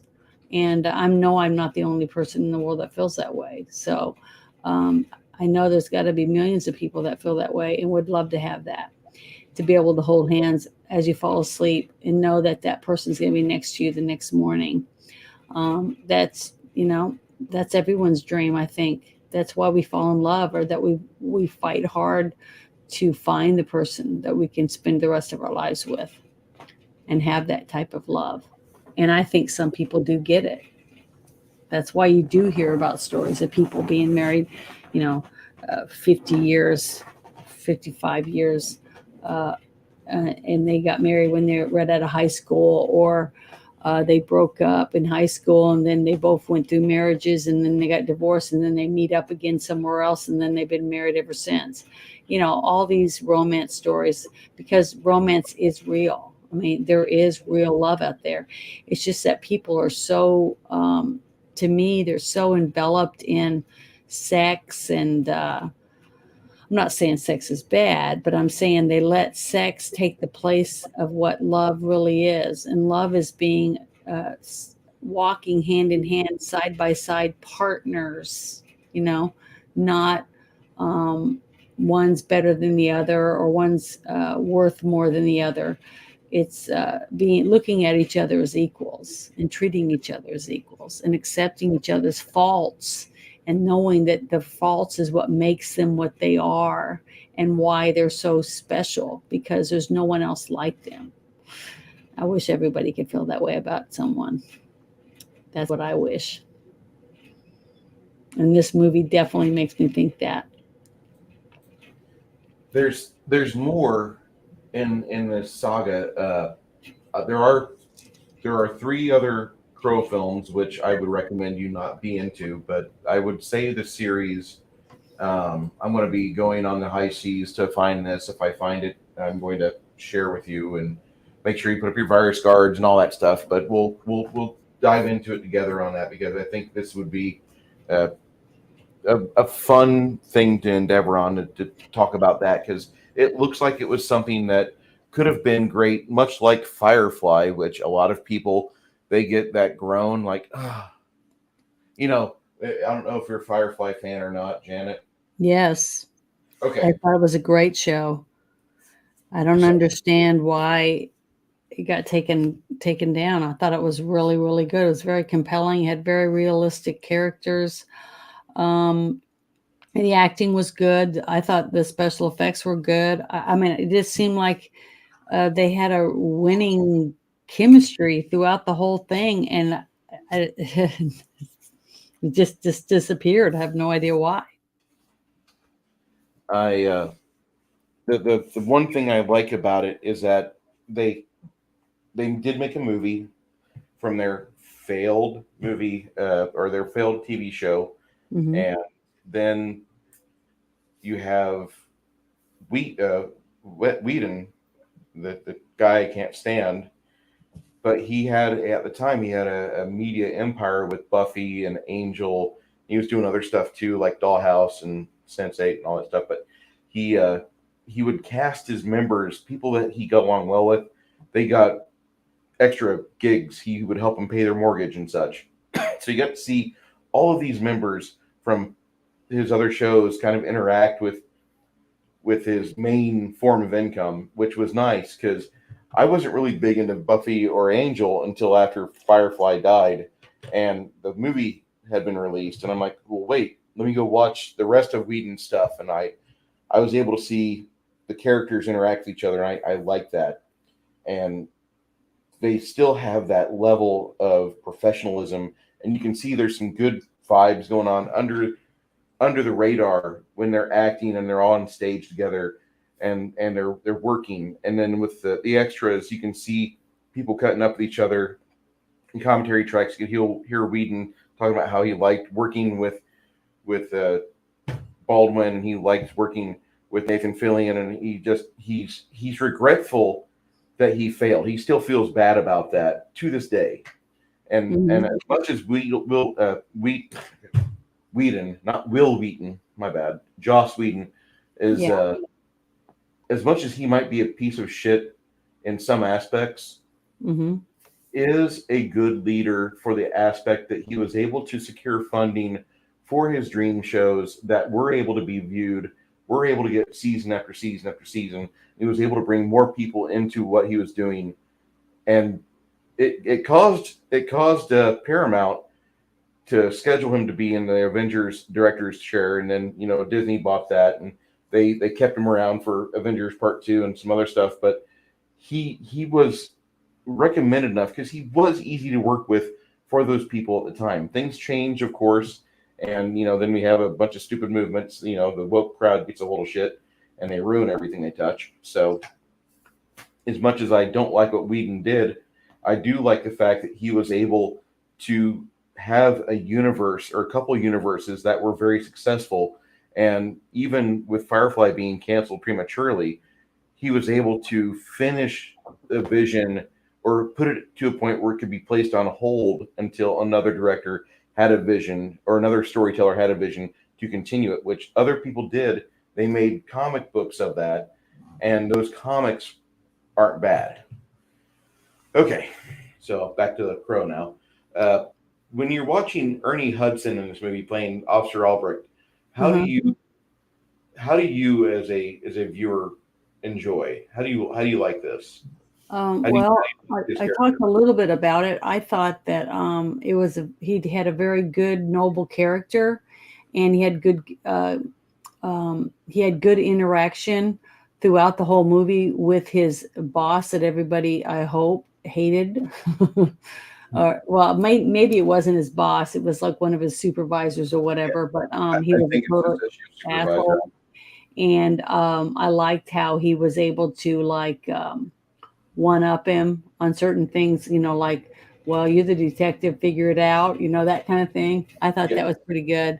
But I liked his interaction with the little girl, when, like, he knew that she was in the streets a lot, but there wasn't really anything he could do because, he was just a cop. hmm And, but he befriended her and he would help her if he saw her and she was in need, like when she was asked her if she had eaten yet, and that kind of thing. I just thought that was he just had a very good, uh, respectable character, but he was also um, I don't know what to say, a lonely character, because you could tell that he was by himself, and that's why it was nice for him to have interaction uh, with the crow and with the little girl, because he was in the right place at the right time and willing to do what it took to see justice fulfilled, basically. So he was righteous too. So that's one of the things that I really liked about his character, being able to step up to the plate and do what it took yeah, yeah. to finish it. Yeah, And sorry. not a lot of people get to have that option in their lives. So in a way, it was almost like he got to be us. I'm trying to think how to put this in there. It's like I said, I'm watching the movie and I see what happens to him, and you want to help. You want to help him be successful in not just in kicking ass like he did when he left all the knives in the one guy, and then he left all the needles in the other guy, that type of thing. But you wanted to help him figure out where the other people were so you could get to them.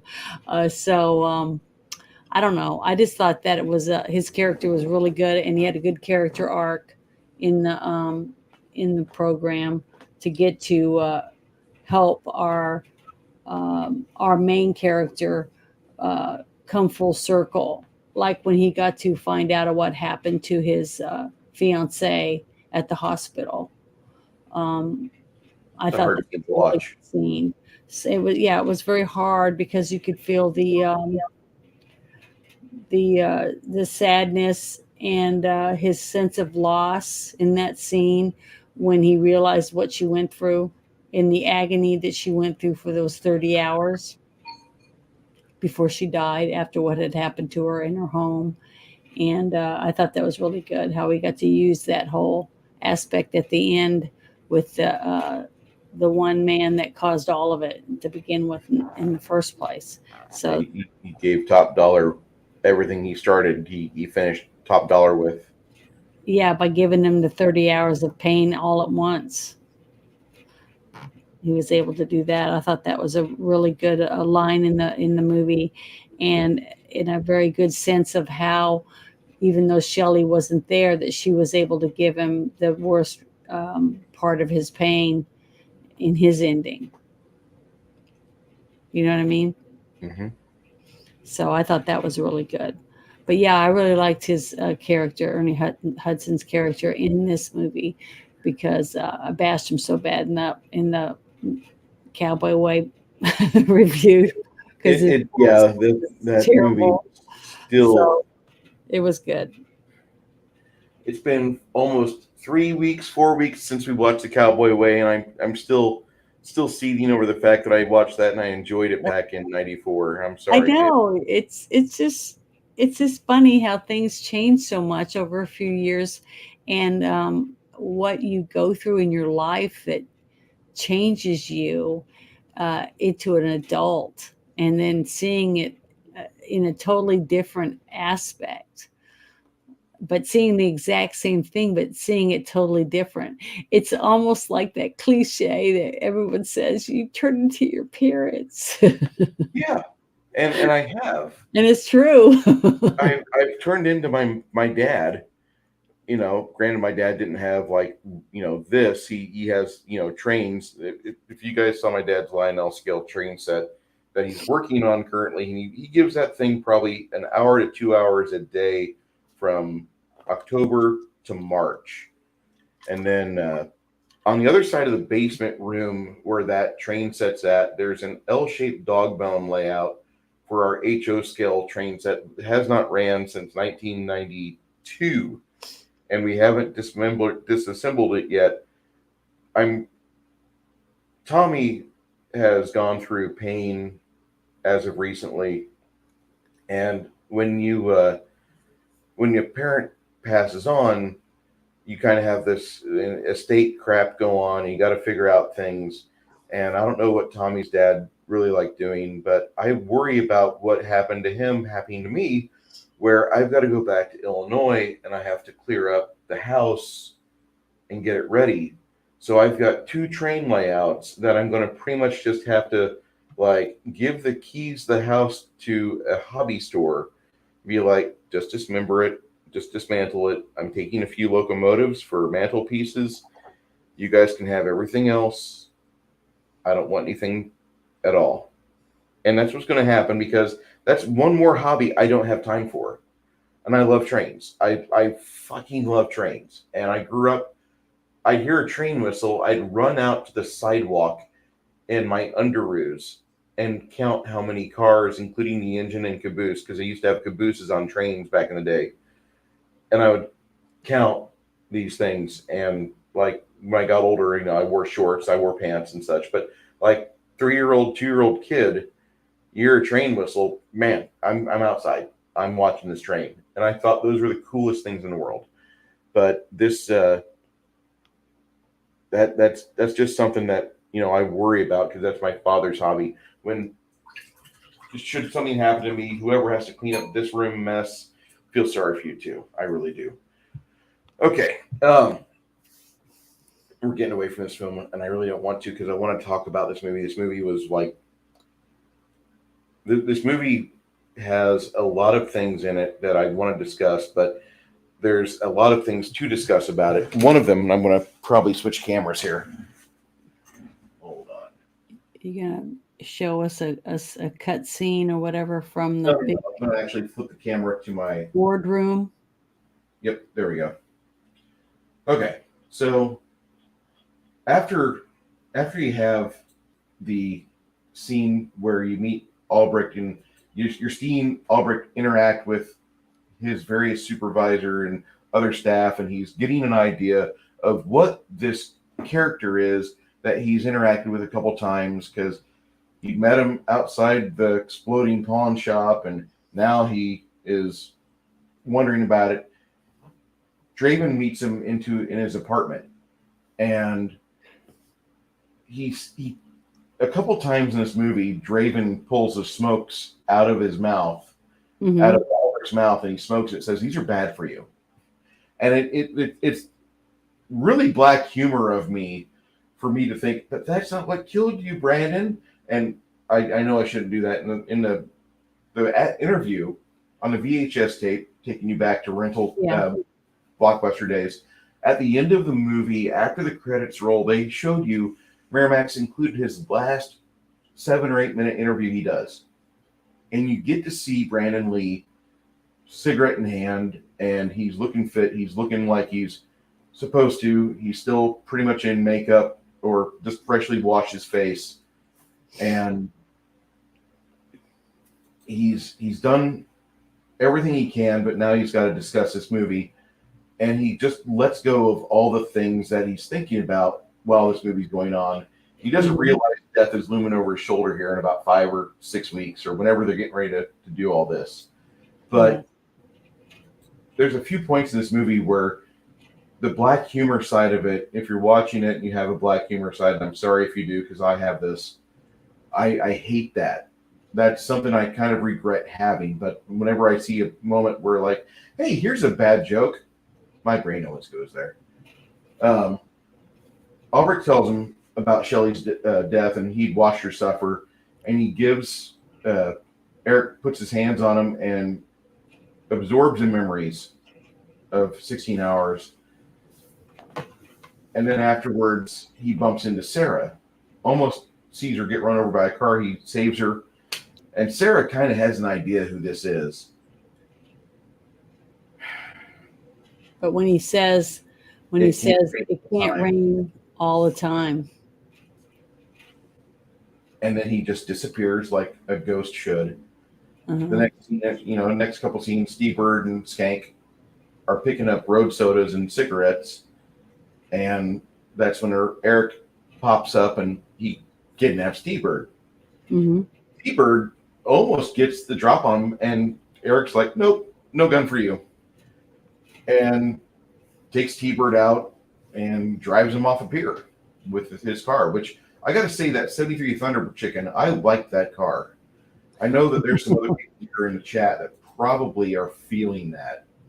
That car is probably my third favorite part of this movie because my first car that I ever had was a 78 Thunder Chicken with a 400 modified engine. I didn't do any real work with it except for changing a water pump, but I love that car. And it was a classic. Not when I had it, shortly after. But that movie car that the T-Bird drove while Skank's getting left behind with the road sodas, I thought at that point, we're watching this movie and I just got doubly invested.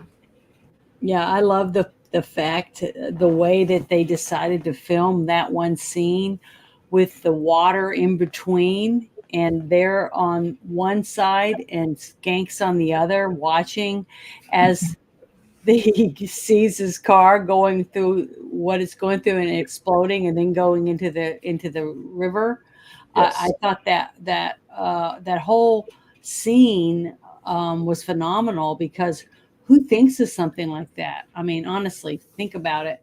How many times have you seen the two people in a scene together in a car, get out, do a little thing. Next thing you know, they're separated, but the one that was left behind gets to watch everything happen, but can't run over there because there's water in between. You know what I mean? I don't know. I just thought that the whole setup of that was really, really, really good.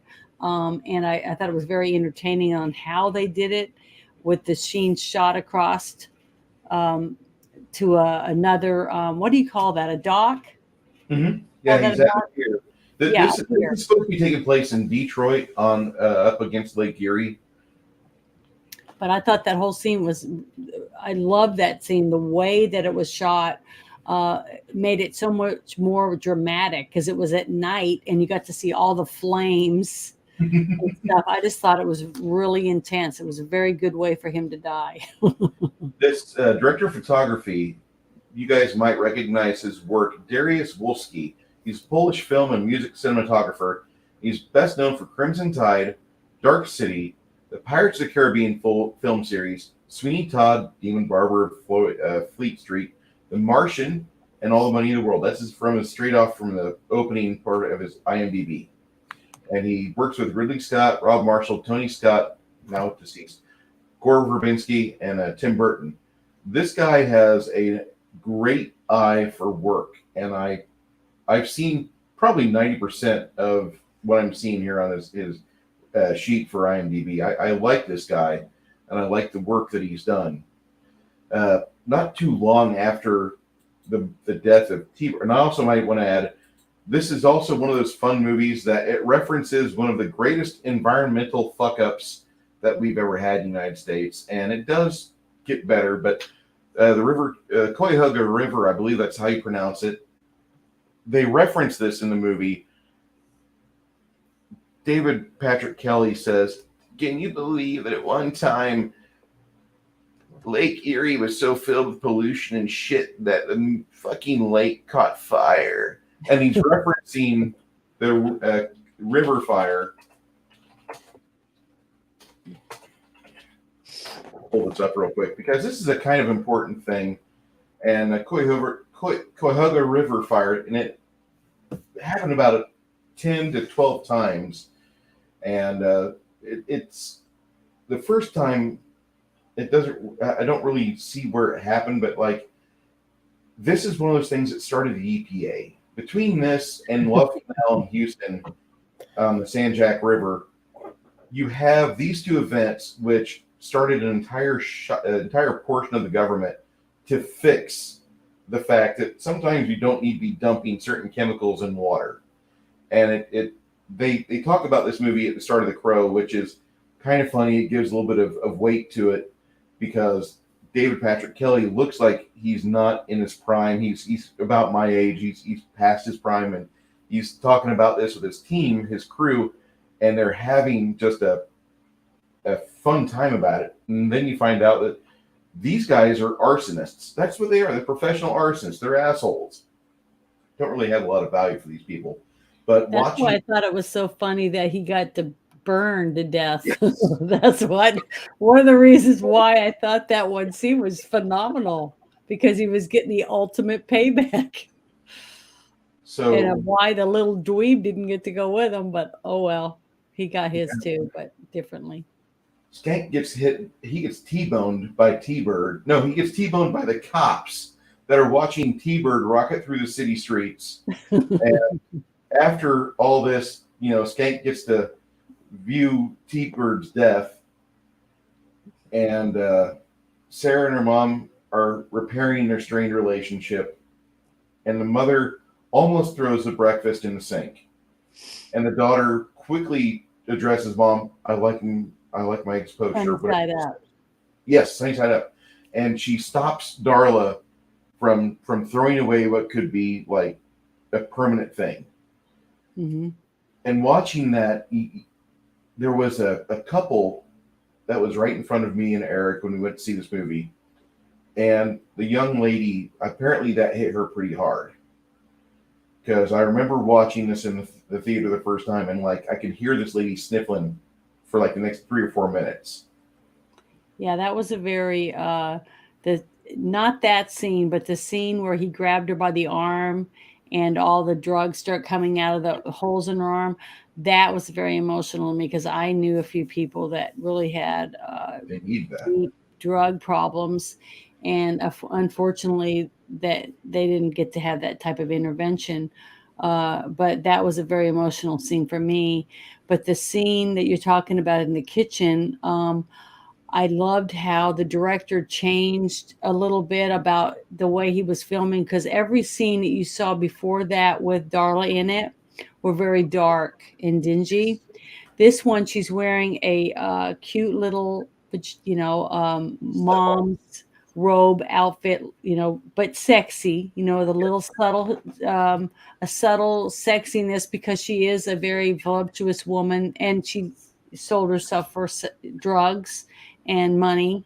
So you still saw that aspect of her, and she looked a little haggard that morning, but the sun was coming in the window, over the stove, in the sink, in the kitchen, to give it a light glow, of like a new morning, a new beginning for the two of the mother and the daughter, which I thought was a very I don't know what the word is, but it was appropriate for the scene, because it took the darkness away and was starting to bring a little bit of brightness into the scene, which I liked, not just because of what the interaction between the mother and the daughter, because she was still calling her by her name. And then she said, "No, Mom, I like my eggs sunny side up." So that was a very emotional scene for the mother, which you could tell by the way when she turned around, and you could tell that she felt like uh, her and her daughter could now be daughter and mother again.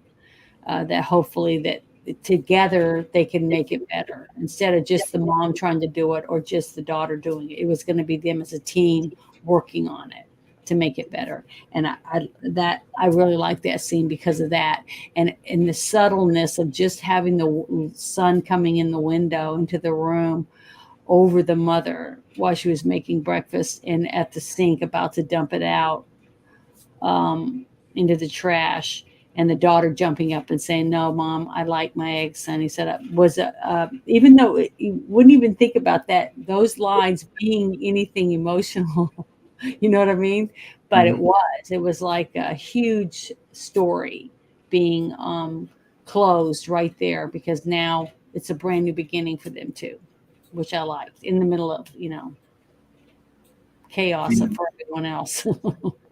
I didn't know the weight of it.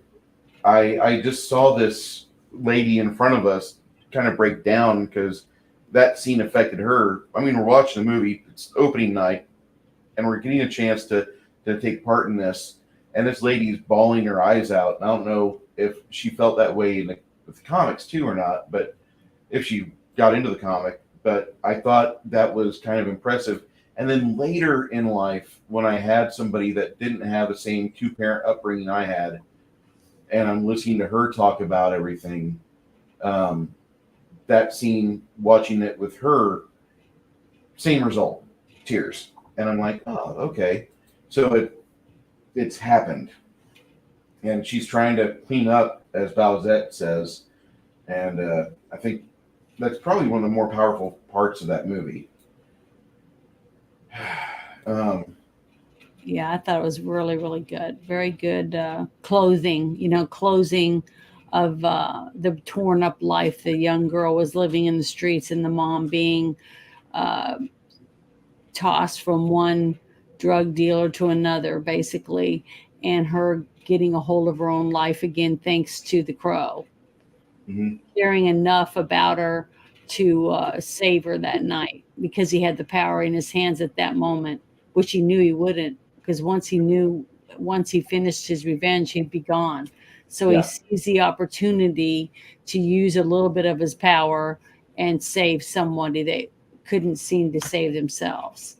So I just liked it. I thought that was a very good, heartwarming scene of um, I don't know what the word is. I can't. It's not revenge. It was like, and it wasn't remorse. It was like a new beginnings. Uh, Being able to redeem somebody, and that's what he did. He helped redeem her to become a mother again and a daughter with her mother. I thought it was good. So Skank goes back to talk to Top Dollar. And when they're talking with Top Dollar, Skank gives the performance of a lifetime. And I don't know what drugs Skank is supposed to be on in this film, but Skank Uppers. is probably, go ahead. Uppers. Yeah, he's on definite uppers. I know that much. He's not a product of the 90s. He's a product of like 70s drug use that went through the 80s, and he's still coasting on shit from then. And now it's For 93. sure. Yeah. And did you notice that the guy that was the henchman helping him out was the candy man? Did that click in your head? No, Grange played the Candyman. That's right. Did Tony Todd? Yeah, that's all I could think of was like, when is his hook going to come out? Because I told you I'd never seen it before. So, I try not to look at anyone when I'm watching a movie for the first time as a person they're not supposed to be. But it was really, really hard for me to not see the Candyman every time he was in the scene. And he's a really good actor too, and I really liked him. I don't recognize him from Candyman. I've never seen those films, but Oh, I I love recognize horror him. movies, so I recognize him from Star Trek: Deep Space Nine and mhm, the Next that too. Generation. I love him in that too. I just think he's a very good actor. But the very first thing I ever saw him in was Candyman, and you know how that is. Like you see an actor play something uh, that you like, you're gonna see them as that character. Like the gentleman that was in the Allstate commercials. Yes, Okay, every time I see him in anything, even though he's a great actor as a detective or whatever on other shows, I still see him as the Allstate guy. I can't help it. I I'm don't want sorry. He's always going to be that driver from the movie Heat, where he gets the offer from De Niro, and he's like, "Fuck it, let's go." yeah. And I no That's matter the how movie. well dressed, I always think of him as the dishwasher. It's like, yeah, I want Yep, back in the game. yep, that's what I'm saying. It's really hard to not do that, and I really work hard on it to not do it. But it was really hard for me not to do that. But I like him. He's a really good actor, and he did good in this one too, as a real badass Yes, that was willing to do whatever his boss wanted him to do, and he was willing to do it. So he did good. that shootout that happens at Top Dollar's shop. Um, there's a bunch of stuntmen that are pictured. You have Jeff Almeida. You have Al Leong, which I've talked about. Al Leong. One of these days, when we get an eighth day in the week, we'll have to do another series of videos, and we'll just watch Al Leong movies where he's a stunt player or he plays a badass. And we'll do that because I absolutely love Al Leong. We don't have any more years left with him. He's on the downside of life. He's got some health issues, but he's so fun to watch. And he was one of the gangsters in the movie Big Trouble in Little China. Hmm. He's one of the badasses in this movie. He goes out with style, getting clipped by a bullet, I believe, in the chest, shoulder area. And that shootout back in '94 was awesome. After we have movies like the Raid, that Uh-huh. shootout's not so cool anymore. I hate to say that. Yep. And that's the biggest problem I have with this is that I'm looking at it in 2022, not in 1994. Uh-huh. And I love this movie, but I when I watched it this morning, I actually got more into the drama and the romance side of it because finally the action isn't the focus that I'm looking at because it's a great action movie for its time. It's amazing. But we have better blood squibs, we have better choreography.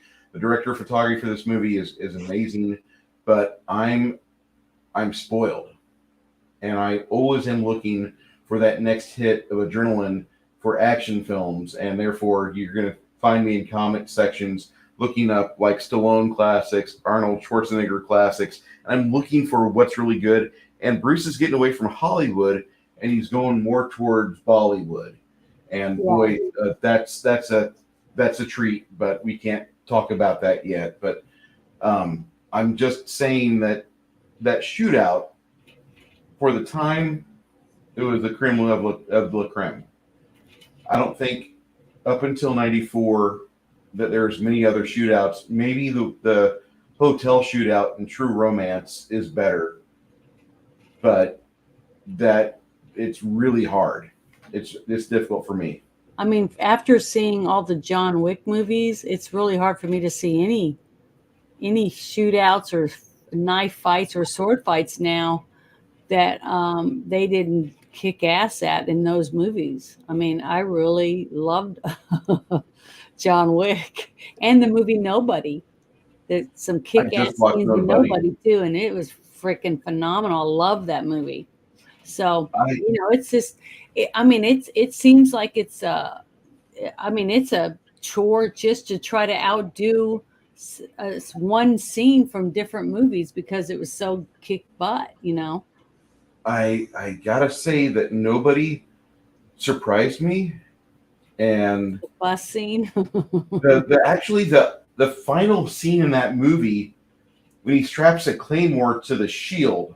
Yes. that scene there surprised me because I wasn't expecting that. That is a Death Wish 3 level fucking ending, which I don't know if you've ever seen Death Wish 3, but Yeah, that's a I saw really the bad Death Wish movie. movies. Yeah. That's a horrible movie. But very ending scene where fucking grabs this mini cannon and he spins around and hits the guy with a reverse mohawk, and you see the outside of the building, bricks, and somebody flies out. They just go out. Yeah. And then they walk up to the burning corpse 15 seconds later, and they just have the scene. You can almost smell the charred flesh. And I was blown away by I know you guys are going to be ripping on me for this. The ending scene in Death Wish 3 took many years for me to just beat. There are other movies that try. They really did. Nobody smoked the shit out of Death Wish 3. And I love Nobody for that because I was not expecting the Claymore getting placed on the shield, gooped on there, and off he goes. But the thing is, it's nice to see. I mean, it's very rare now to have a movie like The Crow. The story's good, the acting is good, the characters are believable. You know, you got this whole thing, and as you're like you're putting your fingers together to pray. You know what I'm saying? How you move your fingers and they all fit perfectly together, and you're able to make your hands. Yeah, now put your fingers together between them like that and see how perfect that fits, and it's very tight. That is a well-made movie, okay, because it's got all the little intricate things and they're connecting together. It makes it great. That's not very often. I mean, it's very rare, but it does happen, and it's still going to happen in the future, I hope and I pray. But they've been able to do it, like just like Nobody and John Wick movies and things like that. You got a good story, you got action pack, you got romance, you got all the little details, and it's all intertwined, and it was successful. You know, so I know it's possible. And even though we think, oh, we're never going to see another scene as good as that one, it's not going to be the exact scene, but you're going to find one, hopefully, you know, that was phenomenal, and that you went, oh my God, that scene was awesome when you're leaving the movie theater, and you can't stop thinking about it because it was so good. But it's far and few between, but I'm hoping and praying that we're still going to see them. And that's how I felt after watching The Crow. I felt like I was very satisfied at the end, that I felt like I came full circle. Yeah, You don't get that very often in movies. There's one scene at the church. I like the way that Top Dollar buys it. I like that. Don't get me wrong. But they shoot the crow, Grange. They never say Grange's name, and they never say Micah's name. But Grange is the Tony Todd character, and he shoots the crow, wounds it, and then Top Dollar tells him, "Well, kill it," you know, and they're having their boss employee discussion there, and so he's trying to do that, and then Micah grabs it, Bai Ling grabs it, and she's messing with it as Brandon Lee comes in. And he's here to grab Sarah because Sarah got grabbed after she received the ring from Brandon Lee. You know, I think Shelley would want you to have this. Since she's no longer here, this should be yours. You know, she loved you. Yes. And Sarah leaves, and Sarah gets grabbed. And just as everything starts to happen, the crow sends a vision back to Draven. Sarah's in trouble. And so they go to the church, and Grange shoots the crow, Micah grabs the bird, and there's a struggle going on. The first thing that happens is Draven gets shot, and he realizes, I'm really hurt. And then he's not healing right away. Yeah, he's not healing correctly at all. And Albrecht went to the church to pay his respects, and he realizes what's going on, and now there's a gunfight there. And Bai Ling plays Micah to the utmost of her ability. I think this is probably the best movie I've seen with her in it as far as her performance. I've never seen another movie with Bai Ling that I thought this eclipsed it. She's just a twisted bitch in this movie. She's got a hold of the crow, and then the crow does this amazing, wild animal gets free of you and starts to peck at her eyes. And God bless The this. window to her soul. Yeah, I thought Yeah. I was clapping in that scene. When she gets her face pecked and starts losing her optics, and the crow's yanking the tendons out, and you're seeing this stuff like the special effects department. I felt like the spirit of Rob Bottin from the Thing was here, because like I'm watching good body horror for like the next 10 seconds. And I Yeah, it watched was that really shit good. twice. It was like her coming uppance, she Yes. deserved it. Yeah, she And deserved it. that scene was a righteous scene. And then getting to see her fall down that long stairway was really good too. On top of that, but the crow got revenge himself. Yes. And the crow So doesn't have that a was soul. good. Yeah, that was a good scene. Up until this point, the crow's not had like, other than this being a good plot device, it's not really had its own characterization. When it starts attacking Micah, like I had to watch that shit over twice today, and I'm like, this is great. Well, you're thinking about it. She's a witch. Okay, she cuts people's eyes out. She casts spells, but she's too stupid to realize this crow came from hell. Okay, and gave life to someone who's been in a grave for a year. Okay, to get revenge, to take those damn new souls back to hell. Okay, and she thinks that she's just going to take them out. Like it's nothing. See, that to me, I thought was right why that scene was so good, because we don't know for sure who the crow is or where the crow came from, so we don't know what power's behind it. But it showed her who was boss. I thought it was a really good scene. And the ending that they give Top Dollar, where I mean he's obviously a better skilled swordsman when the crow's wounded. Mm-hmm. The Draven can't really match him blow for blow, and he eventually gets him to the point where, yeah, Bowset's talking about Japanese body horror movies. I will get there. Eric gives him the 30 hours of trauma that Albrecht watched Shelley go through at the hospital, and at that point he just kind of pivots and lets him go down the metal roof to the gargoyle, and that's where he hangs out for the rest of his life. Yeah. And I love that scene. When I was in the theater, that was like when we all like whooped. Like everybody like was like, yeah, one of those times where like if this was a RPG, a tabletop game, you'd have guys like high-fiving each other. You'd have people thinking, oh my God, I can't believe you did that. That's awesome. And like we were just into it. This was the moment that when we saw this in the theaters opening night, this is what we'd been waiting for over a year when we found out that Brandon Lee died. Like they made it happen. They made this movie happen. We watched from the beginning of it, and we followed everything. This is before the internet, so we only have like Starlog and a few movie magazines coming out, and then all of a sudden in what was it, May of '93, we find out Brandon Lee gets killed, and we're just like, not the Crow. Because we're waiting for this movie to come out. Like, there's people that are really cool. They've got the ability to go buy graphic novels. We were poor kids, so we had to borrow them or look at them on the bus. And finally, this is coming out.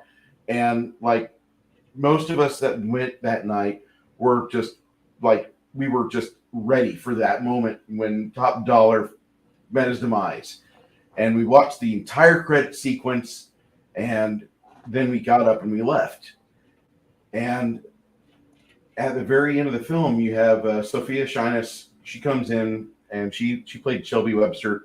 She's also in a movie with Charlie Sheen called Terminal Velocity. I wouldn't recommend watching that unless you have nothing else to watch. And if you have nothing else to watch, ask Janet from Another Planet. She'll give you a good movie. That actress is also a singer. She's really, really a good singer. But she comes by Draven while he's laying there at gravesite, and the movie just kind of ends. and it has the wonderful music. The soundtrack, I can't get it out of my head right now. It's there, it's playing, and Can't Rain all the time, and it's just a really fitting ending. And it should have been the last Crow movie that we saw. Unfortunately, there were 3 other sequels made. One of them with Vincent Perez, which was really bad, and the others did nothing else to help it.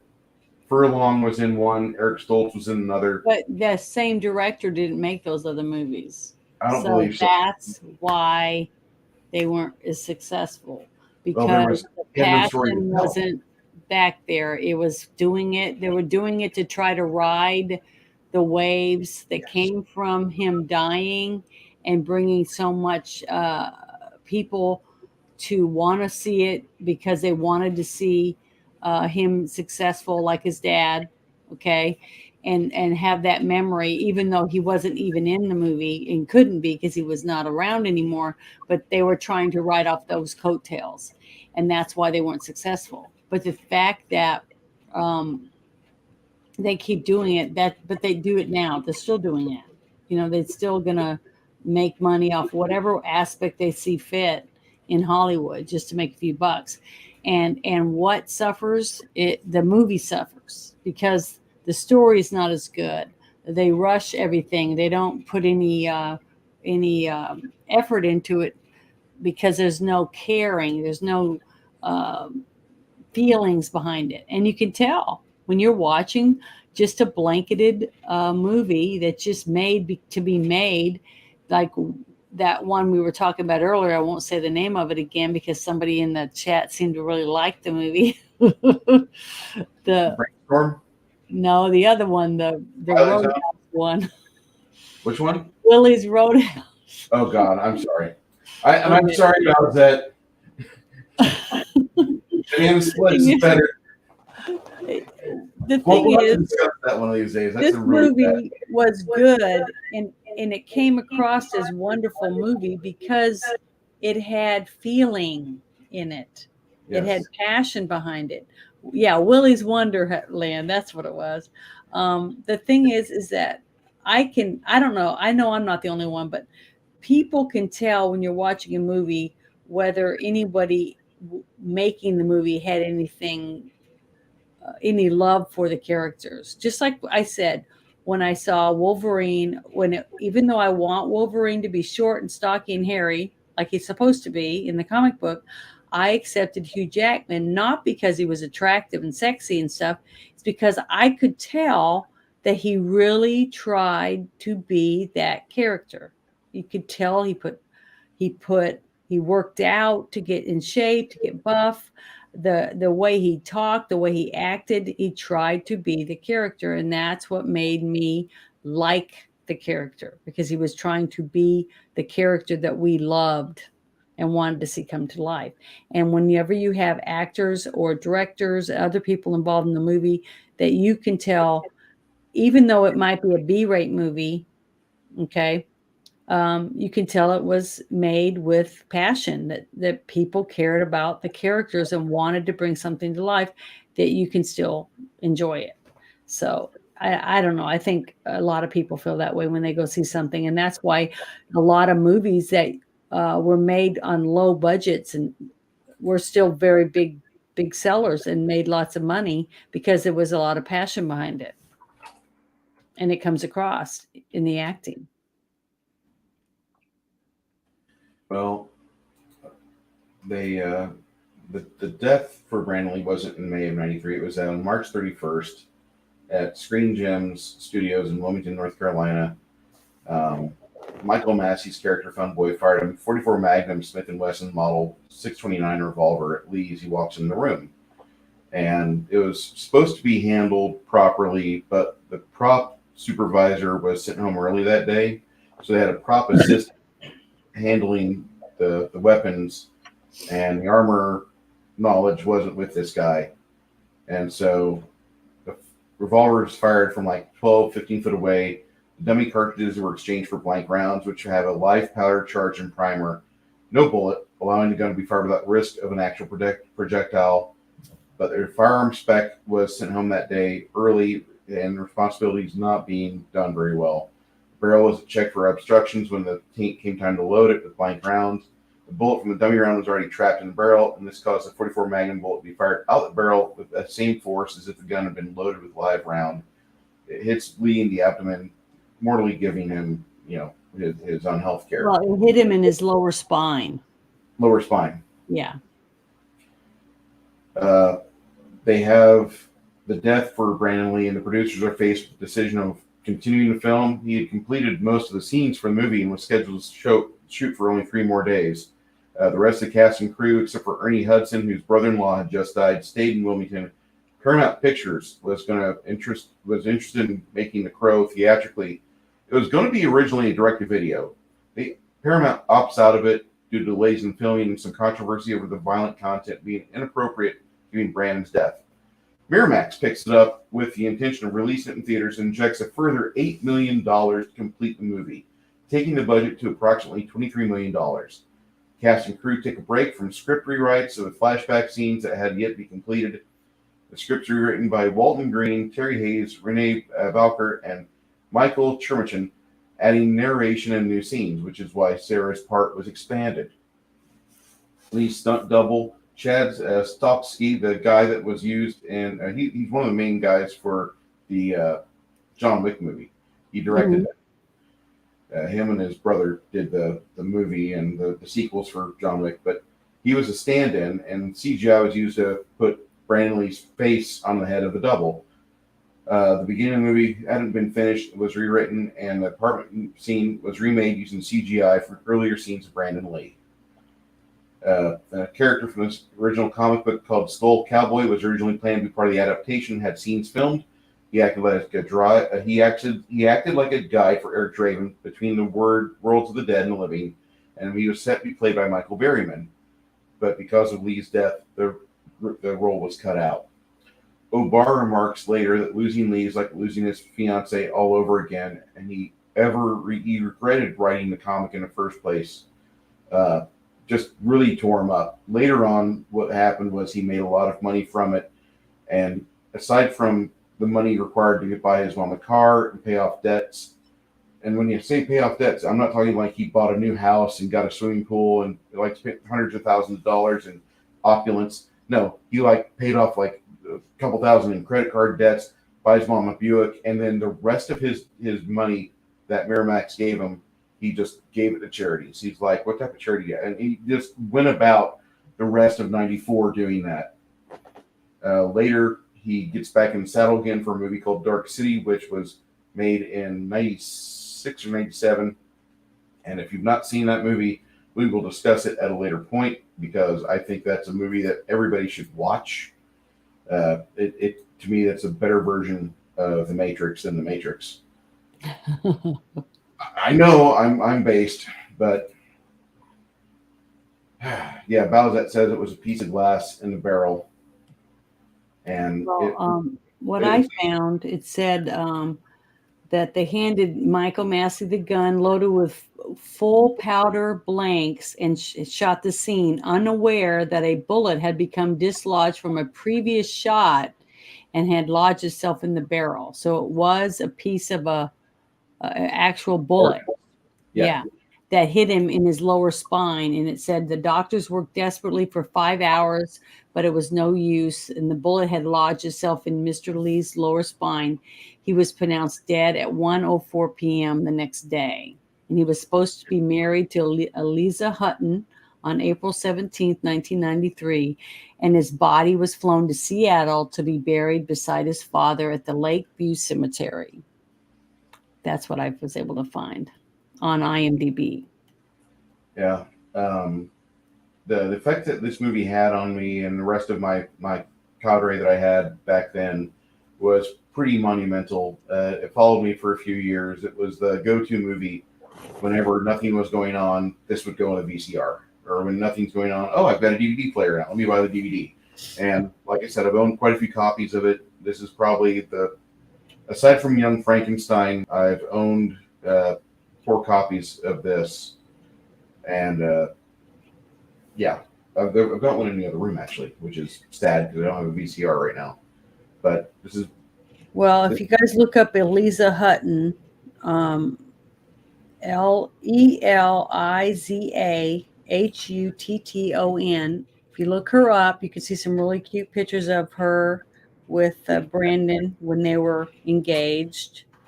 And they look adorable together, because I'm seeing lots of stuff on here that's saying meet Brandon's ex-wife and stuff like that. But last year she started talking about this. It looks like there's a YouTube video from People Magazine, about 2 minutes, where she discusses this. I'll pull the link and put the link in chat. If you guys want to see they this, looked really happy. I mean, they looked adorable, young lovers or whatever. And it's just sad when you know the story and what happened, and how their whole future was cut short because they cut corners on a movie set. and the sad thing is that because of the situation with Hanya Hutchins, the lady who died thanks to Alaric Baldwin as Pyongyang leader Un would say, Kim Jong-un, Eliza Hutton calls for the end of real guns being used on movie sets. She's said this happened 28 years ago. You guys you didn't learn your lesson. This is bullshit. And Eliza, she's got a little bit of weight. She's got actual juice in Hollywood. She's got a lot of friends in her Rolodex. If you look at her IMDb, you see all the things she's been involved with. I'm just going to say that, I kind of feel sorry for her for losing her future husband that way. But I'm not a person that, I don't like firearm bans. So that's just me. But the thing is, just like what Alec Baldwin happened with him, somebody else handed him the weapon.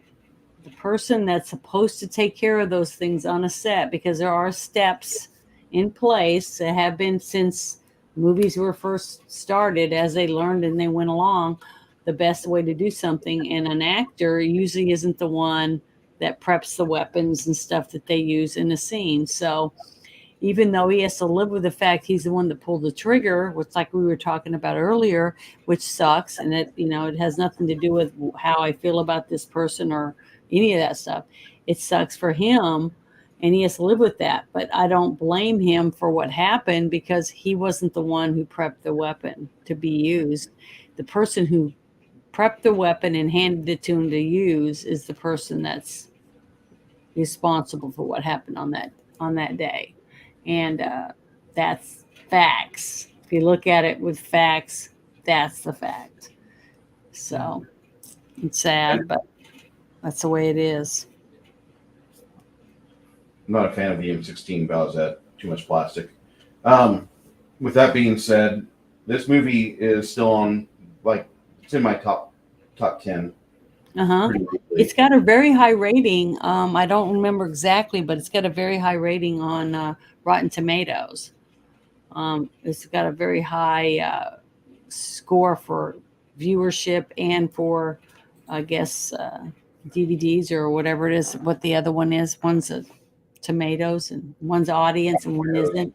So it was really high rated. It was over 87, I think, something like that, when I looked at it. So it sucks that Brandon Lee died, but there's a lot of mysticism that people talk about with his father's death, and this is something that, I'm worried if, the grandson for Bruce Lee is going to die before he hits his stride, much like Bruce Lee, much like Brandon Lee. And I wonder if that's going to happen, because I've heard it was a 3-generation curse that people got on them. So I kind of am worried about that. I don't want that to be the case, because the Lee family is very talented. Brandon was in a lot of movies that probably should be on really late at night on cable channels. And if you're like me, where you watch them, you enjoyed the shit out of each and every one, especially Showdown in Little Tokyo, which is not nearly as cool as Big Trouble in Little China. And they got the title from that. That was definitely influenced for making the title for that movie. I do recommend anybody who's not seen The Crow. Yeah, I know it's made by Battelle. If you've not seen The Crow, I recommend you watch it. If it's been a while since you've seen it last time, go ahead, give it a spin in your DVD player or VHS player. This is a movie that comes with a lot of must-watch lists, and there's a lot of people that are in Hollywood now that still watch this movie on a frequent basis because it harkens back to a simpler time when you could make a film that didn't mind having bad guys that were fucking offensive. And it worries me. I'm so worried about the future of Hollywood and the rest of the entertainment mediums as we go into this new miserable ESG approved bullshit. I truly hope we don't have the situation like with what's going on with Rockstar Games. You're talking about making a family friendly version of GTA 6 with a female led character that's going to be woke. And Yeah. my asshole clutches. Like I wince when I hear shit like that. Like I'm not even a San Andreas. I'm not even a GTA 5 guy. I'm a GTA San Andreas, GTA 3 guy, or GTA before San Andreas and before. I don't like the 4. I don't like 5, but I really like movies that don't give a shit about showing you sanitized scenes. I hate sanitation and any sort of entertainment sense. I don't want things to get cleaned up. I want things to be vulgar. If it's supposed to be vulgar, make it vulgar. I know Marina Sirtis, the counselor Troy off of Next Generation, was in Death Wish 3, and she's in a nude scene in that movie, and she talks about it at conventions about how terrible it was that she was an actress, but she doesn't realize that, like, listen, lady, you didn't want a waitress, you wanted to be an actress, and so you found whatever jobs you could, and they were uncomfortable, and yes, some were humiliating. I've done humiliating things for money before because I like to pay my bills. I don't know, but the attitude that some people have, were like, well, we need to have a cleaner society. We need to have a friendlier society. Fuck you. I don't want those people to have an idea that, that they're going to be ruling. I don't want people to tell you what to watch or what to think. I want, like what Tommy says at the end of his show on Mondays when he goes back to it, he talks about how you should be your own person. You should make your own decisions on how you make yourself entertained. You shouldn't let other people tell you how to think. You shouldn't let other people be authoritative to you on how you want to be entertained. You should be able to reach out and find those ways to entertain yourself through either media or through your own creation. And you should always be able to do that. We are Americans, and we need to start acting like it.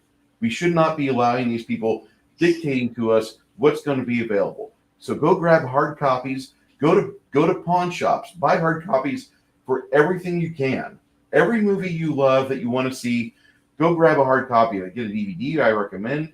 Or if you can, get something that's not going to be re-edited later. So don't buy it off iTunes. Don't buy it off garbage sites like that. You know what I mean? Because these people, they fucked up the movie E.T. because E.T., one of the guys in the movie, Keys, is carrying around a pistol that they later edited and made it a walkie-talkie because guns bad. I You know understand what we're living in right now. But see, just like what you were saying about making decisions for yourself, I mean, I do a lot of promo work, which means I get notices for this job or that job, for working at Comic-Cons or doing, there's so many jobs out there. Okay. And you can pick and choose and take what you want. The money's about the same. So they say, we'll pay you $20 an hour to work this. Like I got a thing asking me to go work for what's that short little stand-up comedian that was in, oh God, what's his name? The midget? The black guy, and he was in Grudge Match. Yeah, Kevin Hart. Okay. I've gotten a couple of things to work at some of his venues, to be working in the venues for this different companies. And it starts out at $20 an hour, $25 an hour, which is really good money. But the thing is, if I don't like this person or don't want to work for this person, or I don't want to go to that state to work for that person, or whatever it is you behind it, you just don't. You say, well, I can just do this other job. It's not as much money, but I choose not to work and do that thing. So, it's just like, anything. You're a bartender, or I'm not a bartender, or yeah, a bartender, or you're a waitress, and you are told that they're going to have this, that, and the other person coming to our restaurant on this night. And we need this many servers. I know I've been in these different things. So you could say, well, I'm busy that night. I can't work for that party, because this person's going to be there and you don't want to have anything to do with them. Well, then don't sign up for it. Nobody's tying you up and forcing you to perform in a TV show or a movie, a music video, or anything. If it's something against what you don't want to do, then don't do it. I mean, it's that simple. So anyone that stands up and says, oh, they forced you to do it.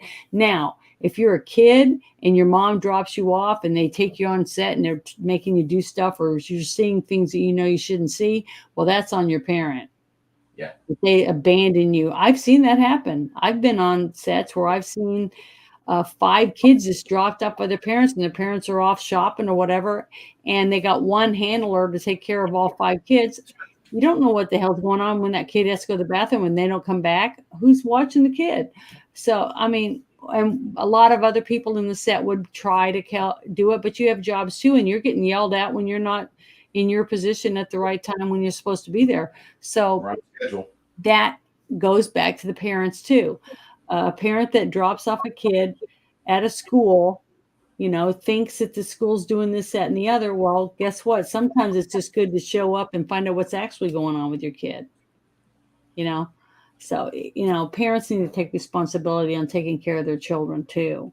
I'm not saying it's all on the parents, because it does happen, but I'm just saying more parents need to step up to the plate and try to say, well, I want my kid to be in the movies, then you be their manager and you be there with them, period. I'm telling you right now, if one of my kids wanted to be in the movie, I wouldn't be just dropping them off and letting them do whatever. You have the right to be with your kid the whole time. You're not going to be behind the camera, or you'll be out of camera's view, but you'll be in the room whenever your kid's filming. So I'm just saying, you have that right to do that, and they can't make you not do it, because you could sue the shit out of them. But yeah, I wish we could do more about that type of thing, but I wish we could make more movies like this movie with good heroes and believable bad guys to make you want to root for the hero. Those type of things are needed to help our entertainment industry, and I wish we could have more of this. Well, this movie ended on a sad note, and we all kind of feel the loss from it. It's been 28 plus years, a little bit over 29 years now. Nope, 28 years, and it just really sucks that 29 for Brandon's death, 28 since the movie's release, and it's just we haven't really learned a lot of things. You have accidents like Halyna Hutchins go on, and there's other people that they get injured on set too, but that's all because of laziness and bad safety coordination, and we can only hope that that's something that is improved with time. You, with somebody like yourself that you work behind the scenes, I mean, if you see something, say something, and I wish everybody could do that. They now have, I can't remember the name of the app, but they now have an app, and every time I'm involved in any of that stuff, I say, well, you need to put this app on your phone, and it's an app where you can either take a picture or just send a text and saying that this, that, and the other is going on this set, and certain people will show up and check it out. I'd have to research it again, because it's been a while since I've had it on my phone. But I remember we all started putting it on our phones after that accident on the railroad tracks when they were making Midnight Express or whatever. You remember that? Years ago. Yeah. So I remember that's when the first time when we all decided that, okay, well, we got to start banding together. The people that, just the peons that actually do all the work behind the scenes, not the big actors, because it's the other people that are actually the reason why a lot of these movies are made. I tell people, I said, if you ever sit and watch the credits, you really see how many people are actually working on a movie and how many people it takes to actually make a movie. All the people that are running around with cables wrapped over their shoulders and wires and lenses and makeup and whatever else are all over their place trying to do things to get things ready to go for the director to say action, and that's a lot of people on a daily basis. Janet, I'm going to need to wrap here in about 3 Okay, minutes. that's fine. I'm ready. What movie are we watching for next week? I have been thinking really hard about it, and it was between two different movies, and I chose that I would love for us to watch Tombstone. Okay. With Val Kilmer and Kurt Russell, that movie. I think it'd be great. I haven't watched it in a long time, and I'm ready to watch it, but I have seen it before. So 1983. Val Kilmer, Michael Biehn. An amazing movie with Howard Booth, I might add. yes, and this has got a phenomenal cast in it. Yes. I can't wait to watch it and take notes and stuff this time and look at it from a totally different perspective. I'm excited about that. With that, everybody, we're going to wrap up things, and I'm going to bid adieu. Janet, I'll give it to you. Well, thank you everyone for showing up. It was fun. It was a very good movie, and I'm thankful that I was able to watch it and get to see it. Get to see the details in it and get to pay attention to seeing things that most people wouldn't even be looking for when they would watch it. So I'm glad that Bruce gave me the opportunity to do that. And it was great. Thank you for having me, Bruce, again. It's always a pleasure to have you here, Janet. Thank you for coming, and thank you for being part of this. I love it. This is awesome. Totally something I never thought in my lifetime I'd ever get the opportunity to do, that people would actually give a crap about what I think about a movie. You'd be surprised. But I love it. Nice. Thank you.